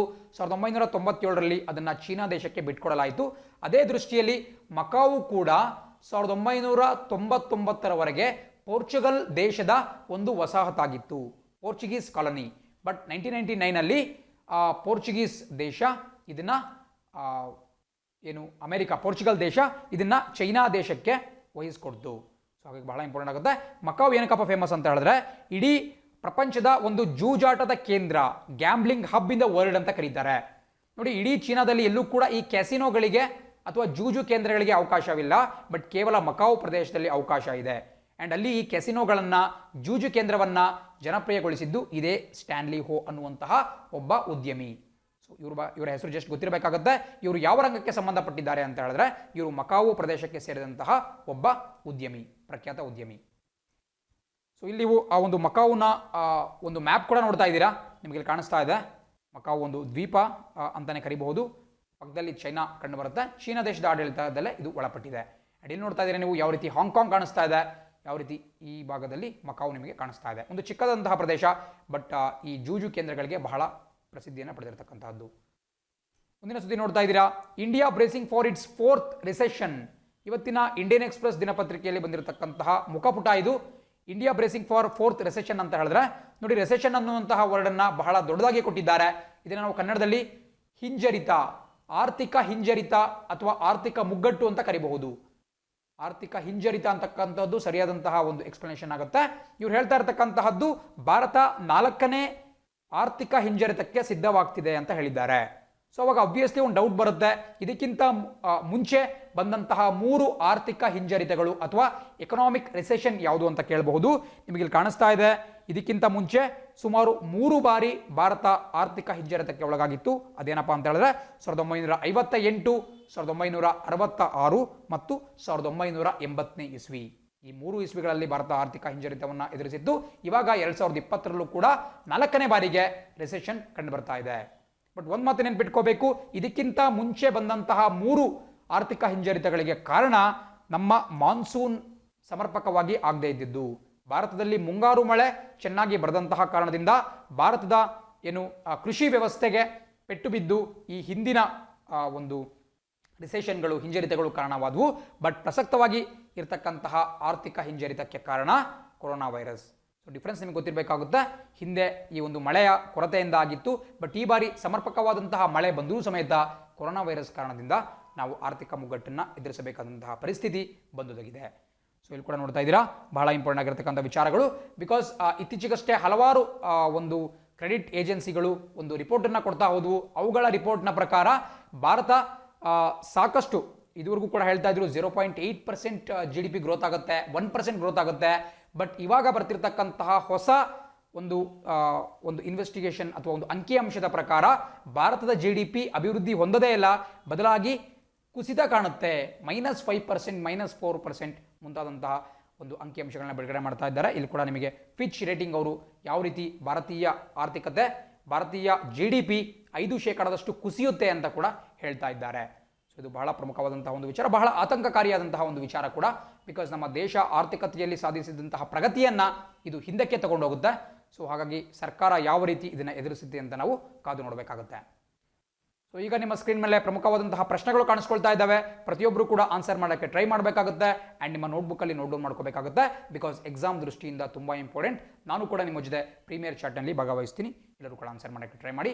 ಮೊದಲನೇ ಪ್ರಶ್ನೆ ಹೇಳುತ್ತೆ, ಜಿಲ್ಲಾ ಆಸ್ಪತ್ರೆಗಳಿಗೆ ನಿರಂತರವಾಗಿ ಆಕ್ಸಿಜನ್ ಒದಗಿಸುವ ಸಲುವಾಗಿ ಯಾವ ರಾಜ್ಯ ಸರ್ಕಾರವು ಆಕ್ಸಿಜನ್ ಪೈಪ್ಲೈನ್ ಅನ್ನು ಆರಂಭಿಸಲಿದೆ? ನೋಡಿ, ಕೊರೋನಾ ವೈರಸ್ ಬಂದಿರೋ ಕಾರಣದಿಂದ ಬಹಳಷ್ಟು ಜನ ರೋಗಿಗಳಿಗೆ ಉಸಿರಾಟದ ತೊಂದರೆ ಉಂಟಾಗುತ್ತೆ. ಉಸಿರಾಟದ ತೊಂದರೆ ಉಂಟಾಯಿತು ಅಂತ ಹೇಳಿದ್ರೆ ಅವರಿಗೆ ವೆಂಟಿಲೇಟರ್ ಸಪೋರ್ಟನ್ನು ಕೊಡಬೇಕಾಗುತ್ತೆ. ವೆಂಟಿಲೇಟರ್ ಮೂಲಕ ಅವರಿಗೆ ಅವರ ಶ್ವಾಸಕೋಶಕ್ಕೆ ನೇರವಾಗಿ ಆಮ್ಲಜನಕವನ್ನು ಪೂರೈಕೆ ಮಾಡಬೇಕಾಗುತ್ತೆ. ಸೊ ಹಾಗಾಗಿ ಇತ್ತೀಚೆಗಷ್ಟೇ ಎಚ್ಚೆತ್ತುಕೊಂಡಿರತಕ್ಕಂತಹ ಒಂದು ರಾಜ್ಯ ತನ್ನಲ್ಲಿರ್ತಕ್ಕಂತಹ ಆಸ್ಪತ್ರೆಗಳಿಗೆ, ಜಿಲ್ಲಾ ಕೇಂದ್ರಗಳಲ್ಲಿರ್ತಕ್ಕಂತಹ ಆಸ್ಪತ್ರೆಗಳಿಗೆ ಆಕ್ಸಿಜನ್ ಪೈಪನ್ನು, ಆಮ್ಲಜನಕ ಪೈಪ್ಲೈನನ್ನು ನೀಡುವುದಕ್ಕೆ ಒಂದು ಯೋಜನೆಯನ್ನು ರೂಪಿಸಿದೆ. ಆ ರಾಜ್ಯ ಸರ್ಕಾರ ಯಾವುದು ಅಂತ ಹೇಳಿದ್ರೆ ಆಪ್ಷನ್ ಬಿ, ಬಿಹಾರ ಸರಿಯಾದಂತಹ ಉತ್ತರ ಆಗುತ್ತೆ. ಸೊ ಬಿಹಾರದಲ್ಲಿ ಬಿಕಾಸ್ ಪ್ರಸಕ್ತವಾಗಿ ಸಾಕಷ್ಟು ಜನ ವಲಸಿಗ ಕಾರ್ಮಿಕರು ವಾಪಸ್ ಬಿಹಾರಕ್ಕೆ ತೆರಳಿದ್ರು. ಸೊ ಅಲ್ಲಿನ ಕೇಸಲ್ಲಿ ಕೂಡ ಸ್ವಲ್ಪ ಜಾಸ್ತಿ ಆಯಿತು. ಹಾಗಾಗಿ ಎಚ್ಚೆತ್ತುಕೊಂಡಿರತಕ್ಕಂತಹ ಅಲ್ಲಿನ ರಾಜ್ಯ ಸರ್ಕಾರ ಆಕ್ಸಿಜನ್ ಪೈಪ್ಲೈನನ್ನು ಪ್ರತಿ ಜಿಲ್ಲಾ ಆಸ್ಪತ್ರೆಗಳಿಗೆ ಪೂರೈಕೆ ಮಾಡ್ತಾ ಇದೆ. ಎರಡನೇ ಪ್ರಶ್ನೆ ನೋಡೋಣ. ಇತ್ತೀಚೆಗೆ ಭಾರತವು ಯಾವ ದೇಶದಲ್ಲಿ ವಾರ್ ಗೇಮ್ ಸೆಂಟರ್ ಅನ್ನು ಸ್ಥಾಪಿಸಲು ಸಹಾಯ ಮಾಡಿದೆ? ನೋಡಿ, ಇದಕ್ಕಿಂತ ಮುಂಚೆ ನಾವು ವಾರ್ ಗೇಮ್ ಸೆಂಟರ್ ಅಂದ್ರೆ ಏನು ಅಂತ ಅರ್ಥ ಮಾಡ್ಕೊಳ್ಳೋಣ. ನೋಡಿ, ಕೆಲವರು ಇದನ್ನ ಗೇಮ್ ಅಂತ ಇರೋ ಕಾರಣದಿಂದ ಇದು ಮನೋರಂಜನಾತ್ಮಕ ಕಾರ್ಯಕ್ಕೆ ಅಂತ ತಿಳ್ಕೊಬಹುದು. ಬಟ್ ಖಂಡಿತ ತಪ್ಪು. ವಾರ್ ಗೇಮ್ ಸೆಂಟರ್ ಅಂತ ಹೇಳಿದ್ರೆ ನೋಡಿ, ಕೆಲವು ದೇಶಗಳಲ್ಲಿ ಅತ್ಯಾಧುನಿಕ ಉಪಕರಣಗಳ ಕೊರತೆ ಇರುತ್ತೆ. ಅಲ್ಲಿನ ಸೈನಿಕರಿಗೆ ತರಬೇತಿ ಕೊಡಬೇಕು ಅಂತ ಹೇಳಿದ್ರೆ ಅವರಿಗೆ ಅಷ್ಟೊಂದು ಅಡ್ವಾನ್ಸ್ಡ್ ಎಕ್ವಿಪ್ಮೆಂಟ್ಸ್ ಇರಲ್ಲ ಅಥವಾ ತಂತ್ರಜ್ಞಾನ ಇರಲ್ಲ. ಸೊ ಹಾಗಾಗಿ ಏನು ಮಾಡ್ತಾರೆ, ಅವರು ಈ ವಾರ್ ಗೇಮ್ ಸೆಂಟರ್ನ ಮೊರೆ ಹೋಗ್ತಾರೆ. ವಾರ್ ಗೇಮ್ ಸೆಂಟರ್ ಅಂತ ಹೇಳಿದ್ರೆ ಒಂದು ಕಂಪ್ಯೂಟರ್ಗಳಿರುತ್ತೆ ಮತ್ತು ಆರ್ಟಿಫಿಷಿಯಲ್ ಇಂಟೆಲಿಜೆನ್ಸ್ ಇರುತ್ತೆ. ಜಸ್ಟ್ ಲೈಕ್ ಒಂದು ಸ್ಟುಡಿಯೋ ಇದ್ದಂಗೆ. ಅದರೊಳಗಡೆ ಹೋಗಿ ಕೂತ್ಕೊಂಡ್ರು ಅಂತ ಹೇಳಿದ್ರೆ ಸೈನಿಕರು ನೈಜವಾಗಿ ಯುದ್ಧ ಭೂಮಿಯಲ್ಲಿ ಯಾವ ರೀತಿ ಸಿಚುವೇಶನ್ ಅನ್ನು ಎದುರಿಸ್ತಾರೋ ಅದೇ ರೀತಿ ಪರಿಸ್ಥಿತಿ ಅವರಿಗೆ ಅಲ್ಲಿ ಕಾಣಕ್ಕೆ ಸಿಗುತ್ತೆ. ಸೊ ಆ ಮೂಲಕ ಅವರಿಗೆ ತರಬೇತಿಯನ್ನು ಬಹಳ ಸುಲಭವಾಗಿ ಕೊಡಬಹುದು. ಇದನ್ನು ನಾವು ವಾರ್ ಗೇಮ್ ಸೆಂಟರ್ ಅಂತ ಕರಿತೀವಿ. ಇತ್ತೀಚೆಗಷ್ಟೇ ಆಫ್ರಿಕಾದಲ್ಲಿ ಕಂಡುಬರ್ತಕ್ಕಂತಹ ಒಂದು ಬಡ ದೇಶದಲ್ಲಿ ಭಾರತ ಈ ವಾರ್ ಗೇಮ್ ಸೆಂಟರ್ ಅನ್ನ ಸ್ಥಾಪಿಸಕ್ಕೆ ಸಹಾಯ ಮಾಡಿತ್ತು. ಆ ದೇಶ ಯಾವುದು ಅಂತ ಕೇಳ್ತಾ ಇದ್ದಾರೆ. ಬಹಳ ಸುಲಭ, ಆಪ್ಷನ್ ಬಿ, ಉಗಾಂಡ.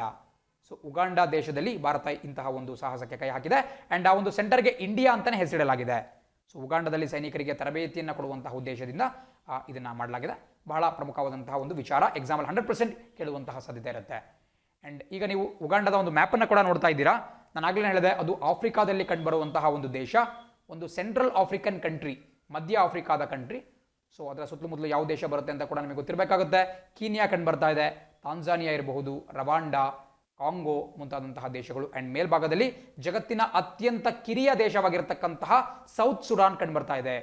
ದಕ್ಷಿಣ ಸುಡಾನ್ ಏನಿದೆ ಅದು ಇವತ್ತಿಗೂ ಕೂಡ ಪ್ರಪಂಚದ ಅತ್ಯಂತ ಕಿರಿಯ ಒಂದು ದೇಶ. ಬಿಕಾಸ್ ಇತ್ತೀಚೆಗಷ್ಟೇ ಅದು ಒಂದು ಇಂಡಿಪೆಂಡೆನ್ಸನ್ನು ಕೆಲವೇ ವರ್ಷಗಳ ಹಿಂದೆ ಒಂದು ಸ್ವಾತಂತ್ರ್ಯವನ್ನು ಪಡೆದುಕೊಂಡಿತ್ತು. ಸೊ ಉಗಾಂಡ ಬಹಳ ಇಂಪಾರ್ಟೆಂಟ್ ಆಗುತ್ತೆ. ಆ್ಯಂಡ್ ಉಗಾಂಡದ ಕ್ಯಾಪಿಟಲ್ ಕೂಡ ಇಂಪಾರ್ಟೆಂಟ್, ಕಂಪಲ. ನೀವು ಯಾವುದೇ ಒಂದು ದೇಶ ನಿಮಗೆ ಕಾಣಿಸ್ಕೊಂತು ಅಂದರೆ ಅದರ ಕ್ಯಾಪಿಟಲನ್ನು ನೋಡ್ತಾ ಹೋಗಿ, ಅದು ಪ್ರಪಂಚದಲ್ಲಿ ಯಾವ ಭಾಗದಲ್ಲಿ ಬರುತ್ತೆ ಅಂತ ಕೂಡ ಮ್ಯಾಪನ್ನು ತೆಗೆದ್ಬಿಟ್ಟು ನೋಡ್ತಾ ಹೋಗಬೇಕಾಗುತ್ತೆ. ಸೊ ಕಂಪಲ ಅಂತಕ್ಕಂತಹದ್ದು ಉಗಾಂಡದ ರಾಜಧಾನಿ.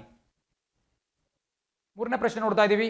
ಇತ್ತೀಚೆಗೆ ಇಂಡಿಯನ್ ಡಿಸ್ಪ್ಯೂಟ್ಸ್ ರೆಸೊಲ್ಯೂಷನ್ ಸೆಂಟರ್ ಅನ್ನ ಎಲ್ಲಿ ಉದ್ಘಾಟನೆ ಮಾಡಲಾಯಿತು? ಸೊ ಆನ್ಸರ್ ಕೂಡ ಆಲ್ರೆಡಿ ನೀವು ನೋಡ್ತಾ ಇದ್ದೀರಾ ಅನ್ಕೊಂತೀನಿ.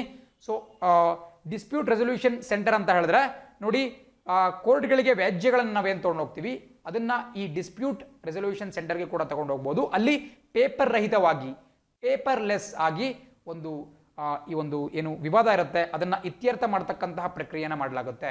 ಇದಕ್ಕೆ ಇತ್ತೀಚಿನ ದಿನಗಳಲ್ಲಿ ಸಾಕಷ್ಟು ಒತ್ತನ್ನು ಕೊಡ್ತಾ ಇದ್ದೇವೆ. ಆ್ಯಂಡ್ ಅದರ ಅಂಗವಾಗಿ ಇತ್ತೀಚೆಗಷ್ಟೇ ನವದೆಹಲಿ ನಗರದಲ್ಲಿ ಆಪ್ಷನ್ ಸಿ, ನ್ಯೂ ಡೆಲ್ಲಿ ಸರಿಯಾದಂತಹ ಉತ್ತರ, ಈ ಡಿಸ್ಪ್ಯೂಟ್ ರೆಸೊಲ್ಯೂಷನ್ ಸೆಂಟರನ್ನು ಪ್ರಾರಂಭ ಮಾಡಲಾಯಿತು. ಬಟ್ ಇನ್ನೂ ಇಂಪಾರ್ಟೆಂಟ್ ವಿಷಯ ಅಂತ ಹೇಳಿದ್ರೆ ಇದನ್ನ ಆರಂಭ ಮಾಡಿದವರು ಯಾರು? ಎ.ಕೆ. ಸಿಕ್ರಿ.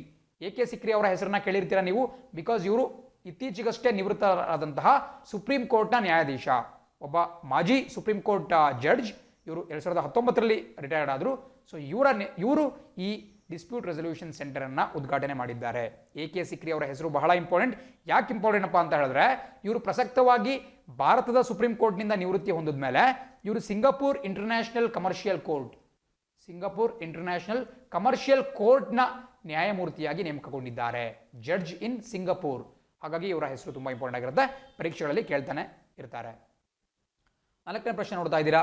ನ್ಯೂಯಾರ್ಕ್ನ ಬೌದ್ಧಿಕ ಆಸ್ತಿ ಕಾನೂನು ಒಕ್ಕೂಟ ಕೊಡುವ inventor of the year award 2020 ಪ್ರಶಸ್ತಿಗೆ ಯಾರು ಭಾಜನರಾಗಿದ್ದಾರೆ? ನೋಡಿ, ಇಲ್ಲಿ ನಿಮಗೆ ಬೌದ್ಧಿಕ ಹಕ್ಕು ಅಂತ ಕಾಣ್ತಾ ಇದೆ, ಇಂಟೆಲೆಕ್ಚುವಲ್ ಪ್ರಾಪರ್ಟಿ ಅಥವಾ IP ಅಂತ ಕರಿತೀವಿ. ಇವತ್ತಿನ ಒಂದು ಆಧುನಿಕ ವ್ಯವಸ್ಥೆಯಲ್ಲಿ ಈ ಇಂಟೆಲೆಕ್ಚುವಲ್ ಪ್ರಾಪರ್ಟಿ ಅಥವಾ ಬೌದ್ಧಿಕ ಆಸ್ತಿ ಅಂತಕ್ಕಂತಹದ್ದು ಬಹಳ ಪ್ರಮುಖವಾಗಿರುತ್ತೆ. ನ್ಯೂಯಾರ್ಕ್ ರಾಜ್ಯ ಏನಿದೆ, ಅಮೆರಿಕದಲ್ಲಿ ಕಂಡು ಬರ್ತಕ್ಕಂತಹ ನ್ಯೂಯಾರ್ಕ್ ರಾಜ್ಯ ಈ ಒಂದು ಪ್ರಶಸ್ತಿಯನ್ನು ಕೊಡುತ್ತೆ, ಇನ್ವೆಂಟರ್ ಆಫ್ ದಿ ಇಯರ್ 2020. ಅದಕ್ಕೆ ಒಬ್ಬ ಭಾರತೀಯ ವ್ಯಕ್ತಿ ಅದಕ್ಕೆ ಭಾಜನರಾಗಿದ್ದಾರೆ. ಅವ್ರು ಯಾರು ಅಂತ ಪ್ರಶ್ನೆ ಕೇಳ್ತಾ ಇದೆ. ಸೊ ಸರಿಯಾದಂತಹ ಉತ್ತರ option C, Rajeev Joshi. So Rajeev Joshi ಯಾರು ಅಂತ ಹೇಳಿದ್ರೆ, ಇವರು ಒಂದು ಅಂತಾರಾಷ್ಟ್ರೀಯ ಮಟ್ಟದಲ್ಲಿ ದಿಗ್ಗಜವಾಗಿರ್ತಕ್ಕಂತಹ IBM ಸಂಸ್ಥೆಯಲ್ಲಿ ಒಬ್ಬ ಅಧಿಕಾರಿಯಾಗಿದ್ದಾರೆ. IBM ಅಂತಕ್ಕಂತಹದ್ದು ಒಂದು ಸಾಫ್ಟ್ವೇರ್ ಕಂಪನಿ. ಈ ಕಂಪನಿಯ ಅಧಿಕಾರಿಯಾಗಿರ್ತಕ್ಕಂತಹ ರಾಜೀವ್ ಜೋಶಿ ಅವರಿಗೆ inventor of the year award 2020 ಸಿಕ್ಕಿದೆ. ಇದನ್ನ ನ್ಯೂಯಾರ್ಕ್ ಇಂಟೆಲೆಕ್ಚುವಲ್ ಪ್ರಾಪರ್ಟಿ ಲಾ ಅಸೋಸಿಯೇಷನ್ ಅವರು ಕೊಡ್ತಾರೆ. ಬಿಕಾಸ್ ನ್ಯೂಯಾರ್ಕ್ ಸ್ಟೇಟ್ ಏನಿದೆ, ಅಮೆರಿಕದಲ್ಲಿ ಬರ್ತಕ್ಕಂತಹ ರಾಜ್ಯ, ಈ ರಾಜ್ಯದಲ್ಲಿ ಈ ಬೌದ್ಧಿಕ ಆಸ್ತಿಗೆ ಸಂಬಂಧಪಟ್ಟಂತಹ ಕಾಂಟ್ರಿಬ್ಯೂಷನ್ಸ್ ಅನ್ನು ಯಾರು ಕೊಡ್ತಾರೋ ಅವರಿಗೆ ಈ ಪ್ರಶಸ್ತಿಯನ್ನು ಕೊಡಲಾಗುತ್ತೆ. ಇವರು ಆರ್ಟಿಫಿಷಿಯಲ್ ಇಂಟೆಲಿಜೆನ್ಸ್ ಅಥವಾ ಕೃತಕ ಬುದ್ಧಿಮತ್ತೆಯ ಕುರಿತಾಗಿ ಸಾಕಷ್ಟು ತನಿಖೆಯನ್ನು, ಒಂದು ಅಧ್ಯಯನವನ್ನು ಮಾಡಿದ್ರು. ಹಾಗಾಗಿ ಭಾರತೀಯ ಮೂಲದ ರಾಜೀವ್ ಜೋಶಿ ಅವರಿಗೆ ಈ ಒಂದು ಪ್ರತಿಷ್ಠಿತ ಪ್ರಶಸ್ತಿ ಸಂದಿದೆ. ಪರೀಕ್ಷಾ ದೃಷ್ಟಿಯಿಂದ ತುಂಬಾ ಇಂಪಾರ್ಟೆಂಟ್ ಆಗುತ್ತೆ, 100% ಕೇಳ್ತಾನೆ ಇರ್ತಾರೆ. 5ನೇ ಪ್ರಶ್ನೆ ನೋಡ್ತಾ ಇದ್ದೀರಾ.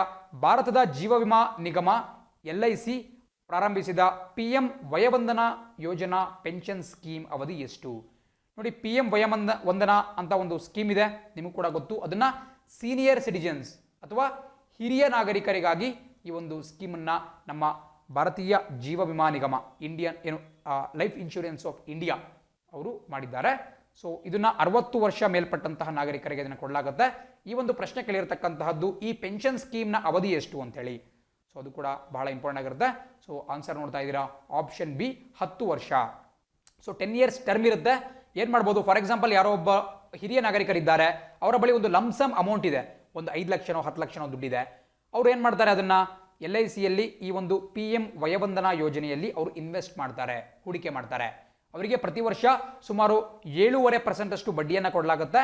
ಆ್ಯಂಡ್ ಅವರಿಗೆ ಪ್ರತಿ ತಿಂಗಳು ಇಂತಿಷ್ಟು ಹಣ ಅಂತ ಕೊಡ್ತಾ ಹೋಗ್ತಾರೆ. ಸೊ ಇದರ ಒಂದು ಅವಧಿ 10 ವರ್ಷ ಆಗಿರುತ್ತೆ. ತುಂಬ ಇಂಪಾರ್ಟೆಂಟ್ ಆಗಿರತಕ್ಕಂಥ ಒಂದು ಯೋಜನೆ. 6ನೇ ಪ್ರಶ್ನೆ ನೋಡ್ತಾ ಹೋಗೋಣ. ಈ ಕೆಳಗಿನ ಯಾವ ಬ್ಯಾಂಕ್ 10,000 ಕೋಟಿ ವರ್ಕಿಂಗ್ ಕ್ಯಾಪಿಟಲ್ ಅನ್ನು COVID-19ನಿಂದ ಹಾನಿಗೊಳಗಾದ ಬಿಸ್ನೆಸ್ಗಳಿಗೆ ಕೊಡಲು ಮುಂದಾಗಿದೆ? ನೋಡಿ, ಇಲ್ಲಿ ಕೊಡಲು ಮುಂದಾಗಿದೆ ಅಂದ ತಕ್ಷಣ ದಾನವಾಗಿ ಕೊಡ್ತಾರೆ ಅಂತ ತಿಳ್ಕೋಬಾರ್ದು. ಬಿಕಾಸ್ ಬ್ಯಾಂಕ್ಗಳ ಕೆಲಸ ಏನು, ಠೇವಣಿಯನ್ನು ಸ್ವೀಕರಿಸ್ಬಿಟ್ಟು ಸಾಲವನ್ನು ಕೊಡ್ತಕ್ಕಂತಹದ್ದು. ಸೊ ಲೋನ್ ರೂಪದಲ್ಲಿ 10,000 ರೂಪಾಯಿ ಬಂಡವಾಳವನ್ನು ಹಾನಿಗೀಡಾದಂತಹ ಉದ್ಯಮಿಗಳಿಗೆ ಕೊಡ್ತೀನಿ ಅಂತ ಇತ್ತೀಚೆಗಷ್ಟೇ ಒಂದು ಬ್ಯಾಂಕ್ ಘೋಷಣೆ ಮಾಡಿದೆ. ಆ ಬ್ಯಾಂಕ್ ಯಾವುದು ಅಂತ ಕೇಳ್ತಾ ಇದ್ದಾರೆ. ಇದಕ್ಕೆ ಸರಿಯಾದಂತಹ ಉತ್ತರ option B, bank of Baroda. Bank of Baroda ನಾವು BOB ಅಂತ ಕರಿತೀವಿ. ಇದು ಕೂಡ ತುಂಬ ಇಂಪಾರ್ಟೆಂಟ್, ಬಿಕಾಸ್ ಇತ್ತೀಚೆಗಷ್ಟೇ ನಮ್ಮ ಕರ್ನಾಟಕದ ವಿಜಯ ಬ್ಯಾಂಕ್ ಮತ್ತು ದೇನಾ ಬ್ಯಾಂಕ್ ಏನಿದೆ ಇವೆರಡೂ ಕೂಡ ಇದೇ ಒಂದು ಬ್ಯಾಂಕ್ ಆಫ್ ಬರೋಡಾದಲ್ಲಿ ವಿಲೀನಗೊಂಡವು. ಸೊ ಹಾಗಾಗಿ ಇದು ಬಹಳ ಇಂಪಾರ್ಟೆಂಟ್ ಆಗಿರುತ್ತೆ. ಪ್ರಸಕ್ತವಾಗಿ ಅದರ MD ಮತ್ತು CEO ಸಂಜೀವ್ ಚಡ್ಡಾ ಅವರು. ಸೊ ಇದು ಕೂಡ ಬಹಳ ಇಂಪಾರ್ಟೆಂಟ್ ಆಗಿರುತ್ತೆ. 7ನೇ ಪ್ರಶ್ನೆ ನೋಡೋಣ. ಇತ್ತೀಚೆಗೆ ನಡೆದ UEFA ಯೂರೋ 2020ರಲ್ಲಿ ಯಾರು ಜಯಗಳಿಸಿದರು? ನೋಡಿ, ಇಲ್ಲಿ ನಿಮಗೆ ಕನ್ಫ್ಯೂಸ್ ಆಗ್ಬೋದು, ಬಿಕಾಸ್ ನೀವು ಕೇಳಿರೋದು ಕಮ್ಮಿ ಜನ ಕೇಳಿರ್ತೀರಾ UEFA ಅಂದ್ರೇನು. ಕೆಲವರು ಇದ್ರ ಬಗ್ಗೆ ಕೇಳಿರಬಹುದು ಕೂಡ. UEFA ಅಂತ ಹೇಳಿದ್ರೆ ಇದು ಫುಟ್ಬಾಲ್ಗೆ ಸಂಬಂಧಪಟ್ಟಂತ ಒಂದು ಸಂಸ್ಥೆ, ಯುರೋಪಿಯನ್ ಫುಟ್ಬಾಲ್ ಸಂಘಟನೆ ಅಂತಾನೆ ಕರಿಬಹುದು. Union of European football associations ಅಥವಾ ಯುರೋಪಿಯನ್ ಫುಟ್ಬಾಲ್ ಸಂಸ್ಥೆಗಳ ಒಕ್ಕೂಟ ಅಂತ ನಾವು ಇದನ್ನು ಕರಿತೀವಿ. ಇದು ಯುರೋಪಲ್ಲಿ ಒಂದು ಲೀಗನ್ನು ನಡೆಸುತ್ತೆ, ಯೂರೋ ಲೀಗ್ ಅಂತ ಒಂದು ಟೂರ್ನಮೆಂಟನ್ನು ನಡೆಸುತ್ತೆ. ಬಟ್ ಈ ಬಾರಿ ಕೊರೋನಾ ವೈರಸ್ ಇದ್ದಂತಹ ಕಾರಣದಿಂದ ಈ ಟೂರ್ನಮೆಂಟನ್ನು ಅವರು ಆನ್ಲೈನ್ನಲ್ಲಿ ನಡೆಸಿದ್ರು. ಈ ಯೂರೋ ಅಂತ ಕರೀತಾರೆ. ಅಂದರೆ ಆಟಗಾರರ ಬದಲಾಗಿ ಗೇಮರ್ಸ್ ಏನು ಗೇಮಿಂಗಲ್ಲಿ ನಿಪುಣತೆಯನ್ನು ಹೊಂದಿರ್ತಾರೆ ಅವರು ಈ ಒಂದು ಟೂರ್ನಮೆಂಟಲ್ಲಿ ಭಾಗಿಯಾಗಿದ್ದರು. ಇದು ಪ್ರಥಮ ಬಾರಿಗೆ ಇಂತಹ ಒಂದು ಫಾರ್ಮ್ಯಾಟಲ್ಲಿ ಕಂಡಕ್ಟ್ ಮಾಡಲಾಯಿತು. ಇದನ್ನು ಜಯಿಸಿದಂತಹ ದೇಶ ಯಾವುದು ಅಂತ ಕೇಳಿದ್ದಾರೆ. ಇದಕ್ಕೆ ಸರಿಯಾದಂತಹ ಉತ್ತರ option A, Italy. So UEFA ಈ ಯೂರೋ 2020ಯಲ್ಲಿ ಫೈನಲ್ಸ್ನಲ್ಲಿ ಸರ್ಬಿಯಾವನ್ನು ಮಣಿಸ್ಬಿಟ್ಟು ಇಟಲಿ ದೇಶ ಚಾಂಪಿಯನ್ ಪಟ್ಟಕ್ಕೆ ಏರಿತು. ತುಂಬ ಇಂಪಾರ್ಟೆಂಟ್ ಪರೀಕ್ಷೆಗಳಲ್ಲಿ ಕೇಳಬಹುದು. ಪ್ರಮುಖವಾಗಿ ಸೆಂಟ್ರಲ್ ಗೌರ್ಮೆಂಟ್ ಎಕ್ಸಾಮ್ಸಲ್ಲಿ ಇದನ್ನು ಕೇಳ್ತಾ ಹೋಗ್ತಾರೆ. ಆ್ಯಂಡ್ 8ನೇ ಪ್ರಶ್ನೆ ನೋಡ್ತಾ ಇದ್ದೀರಾ. ಆಫ್ರಿಕಾದಲ್ಲಿ ಕೊರೋನಾ ವೈರಸ್ ಪೀಡಿತ ಪ್ರದೇಶಗಳಲ್ಲಿನ ಶಾಲಾ ಮಕ್ಕಳನ್ನು ಬೆಂಬಲಿಸಲು ಮತ್ತು ಕಲಿಕೆಗೆ ಪ್ರೋತ್ಸಾಹವನ್ನು ಒದಗಿಸಲು ಯುನಿಸೆಫ್ ಯಾವ ಕಂಪನಿಯೊಂದಿಗೆ ಪ್ರಚೋದಿಸಿದೆ ಅಥವಾ ಒಂದು ಅಗ್ರಿಮೆಂಟನ್ನು ಮಾಡಿಕೊಂಡಿದೆ, ಒಪ್ಪಂದವನ್ನು ಮಾಡಿಕೊಂಡಿದೆ? ತುಂಬ ಇಂಪಾರ್ಟೆಂಟ್. ಇತ್ತೀಚೆಗಷ್ಟೇ ಡಿಸ್ಕಸ್ ಮಾಡಿದ್ವಿ 3-4 ದಿನಗಳ ಹಿಂದೆ, 2-3 ದಿನಗಳ ಹಿಂದೆ. ಸೊ ಇದಕ್ಕೆ ಬಹಳ ಸಿಂಪಲ್ ಸರಿಯಾದಂತಹ ಉತ್ತರ ಭಾರತೀಯ ಟೆಲಿಕಾಂ ಸಂಸ್ಥೆ ಆಗಿರತಕ್ಕಂತಹ option A, Airtel. So Airtel ಸಂಸ್ಥೆ ಸೌತ್ ಆಫ್ರಿಕಾದಲ್ಲೂ ಕೂಡ ತನ್ನ ಒಂದು ಬಿಸ್ನೆಸ್ಸನ್ನು ಹೊಂದಿದೆ. ಹಾಗಾಗಿ ಅಲ್ಲಿ ಯುನಿಸೆಫ್ನ ಜೊತೆ ಗೂಡ್ಬಿಟ್ಟು ಮಕ್ಕಳಿಗೆ ಒಂದು ಸಹಾಯವನ್ನು ಮಾಡ್ತಾ ಇದೆ. ತುಂಬ ಇಂಪಾರ್ಟೆಂಟ್. ಆ್ಯಂಡ್ 9ನೇ ಪ್ರಶ್ನೆ ನೋಡ್ತಾ ಇದ್ದೀರಾ. ಆರ್ಥಿಕ ಚೇತರಿಕೆ ಕುರಿತು ನ್ಯೂಯಾರ್ಕ್ನ ಆಯೋಗಕ್ಕೆ ಯಾವ ವೈದ್ಯರನ್ನು ನೇಮಿಸಲಾಗಿದೆ? ಸೊ ಇದು ಕೂಡ ಬಹಳ ಇಂಪಾರ್ಟೆಂಟ್ ಆಗಿರ್ತಕ್ಕಂಥ ವಿಚಾರ. ಇದರಲ್ಲಿ ಮತ್ತೊಬ್ಬ ಭಾರತೀಯ ವ್ಯಕ್ತಿ ಇದಕ್ಕೆ ಭಾಜನರು ಕೂಡ ಆಗಿದ್ದಾರೆ. ಸೊ ಸರಿಯಾದ ಉತ್ತರ ಸ್ಕ್ರೀನ್ ಮೇಲೆ ನೋಡ್ತಾ ಇದ್ದೀರಾ ಆಪ್ಷನ್ ಬಿ, ಸಿದ್ಧಾರ್ಥ್ ಮುಖರ್ಜಿ. ಕೇವಲ ಸಿದ್ಧಾರ್ಥ್ ಮುಖರ್ಜಿ ಅಲ್ಲ, ಅವರ ಜೊತೆಗೆ ಸತೀಶ್ ತ್ರಿಪಾಠಿ ಅನ್ನುವಂತಹ ಭಾರತೀಯ ಮೂಲದ ವ್ಯಕ್ತಿ ಕೂಡ ಈ ಒಂದು ಆಯೋಗಕ್ಕೆ ನೇಮಕಗೊಂಡಿದ್ದಾರೆ.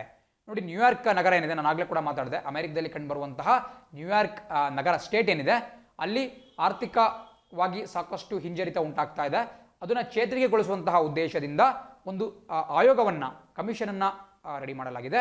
ಆ ಕಮಿಷನ್ಗೆ ಭಾರತೀಯ ಮೂಲದ ಸಿದ್ಧಾರ್ಥ್ ಮುಖರ್ಜಿ ಮತ್ತು ಸತೀಶ್ ತ್ರಿಪಾಠಿ ಅವರನ್ನು ಕೂಡ ನೇಮಕ ಮಾಡಲಾಗಿದೆ. ಪರೀಕ್ಷಾ ದೃಷ್ಟಿಯಿಂದ ಇಂಪಾರ್ಟೆಂಟ್, ನೋಟ್ಬುಕ್ಕಲ್ಲಿ ನೋಟ್ ಡೌನ್ ಮಾಡ್ಕೊಳ್ಳೇಬೇಕಾಗುತ್ತೆ. ಆ್ಯಂಡ್ 10 ಮತ್ತು ಕೊನೆಯ ಪ್ರಶ್ನೆ ನೋಡ್ತಾ ಇದ್ದೀರಾ.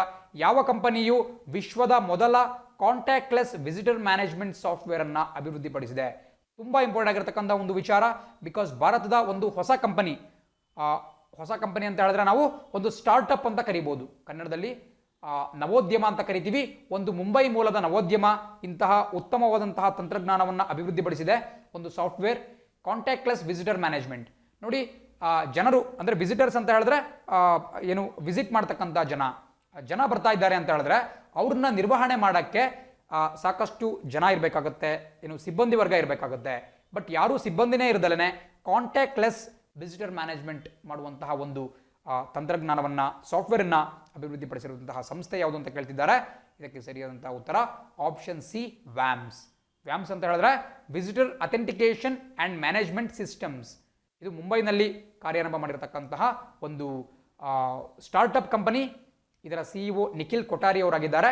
ಆ್ಯಂಡ್ ಈ ಒಂದು ತಂತ್ರಜ್ಞಾನ ಏನಿದೆ, ಈ ಒಂದು ಸಾಫ್ಟ್ವೇರ್ಗೆ ವ್ಯಾಮ್ಸ್ ಸೇಫ್ ಗಾರ್ಡ್ ಅಂತ ಹೆಸರಿಡಲಾಗಿದೆ. ದಯವಿಟ್ಟು ನಿಮ್ಮ ನೋಟ್ಬುಕ್ಕಲ್ಲಿ ನೋಟ್ ಮಾಡ್ಕೋಬೇಕು, ಪರೀಕ್ಷೆಗಳಲ್ಲಿ ಖಂಡಿತ ಕೇಳ್ತಾರೆ. ವ್ಯಾಮ್ಸ್ ಸೇಫ್ ಗಾರ್ಡ್ ಅಂತಕ್ಕಂತಹ ಸಾಫ್ಟ್ವೇರ್ ಯಾವ ರಂಗಕ್ಕೆ ಸಂಬಂಧಪಟ್ಟಿದೆ? ಇದು ಕಾಂಟ್ಯಾಕ್ಟ್ಲೆಸ್ ವಿಸಿಟರ್ ಮ್ಯಾನೇಜ್ಮೆಂಟ್, ಅಥವಾ ಕಾಂಟ್ಯಾಕ್ಟೇ ಇಲ್ಲದಲೇ, ಯಾವುದೇ ಸಿಬ್ಬಂದಿನೇ ಇಲ್ಲದಲೇ ನಾವು ಈ ವಿಸಿಟರ್ಸ್ ಏನಿದ್ದಾರೆ, ಭೇಟಿ ನೀಡ್ತಕ್ಕಂತಹ ಜನ, ಅವರನ್ನು ನಿರ್ವಹಣೆ ಮಾಡ್ತಕ್ಕಂತಹ ಒಂದು ಸಾಫ್ಟ್ವೇರ್. ಎಕ್ಸಾಮ್ ದೃಷ್ಟಿಯಿಂದ ತುಂಬ ಇಂಪಾರ್ಟೆಂಟ್ ಆಗಿರುತ್ತೆ. ಆ್ಯಂಡ್ ಇದನ್ನು ನೋಟ್ ಡೌನ್ ಮಾಡ್ಕೊಳ್ತಾ ನಾವು ಇವತ್ತಿನ ಕ್ಲಾಸನ್ನು ಮುಗಿಸುವಂತಹ ಸಮಯ ಬಂದಿದೆ. ನಾಳೆ ಇದೇ ಸಮಯಕ್ಕೆ ನಿಮ್ಮನ್ನು ಮತ್ತೆ ಭೇಟಿ ಮಾಡ್ತೀನಿ. ಆ್ಯಂಡ್ ವಿಡಿಯೋ ಇಷ್ಟ ಆಗಿತ್ತು ಅಂತ ಹೇಳಿದ್ರೆ ಲೈಕ್ ಮಾಡಿ, ಕಮೆಂಟ್ ಮಾಡಿ, ಶೇರ್ ಮಾಡಿ, ಮತ್ತು ಸಬ್ಸ್ಕ್ರೈಬ್ ಮಾಡೋದನ್ನು ಮರಿಬೇಡಿ. Thanks for watching the video. C on the flip side. Jai Hind.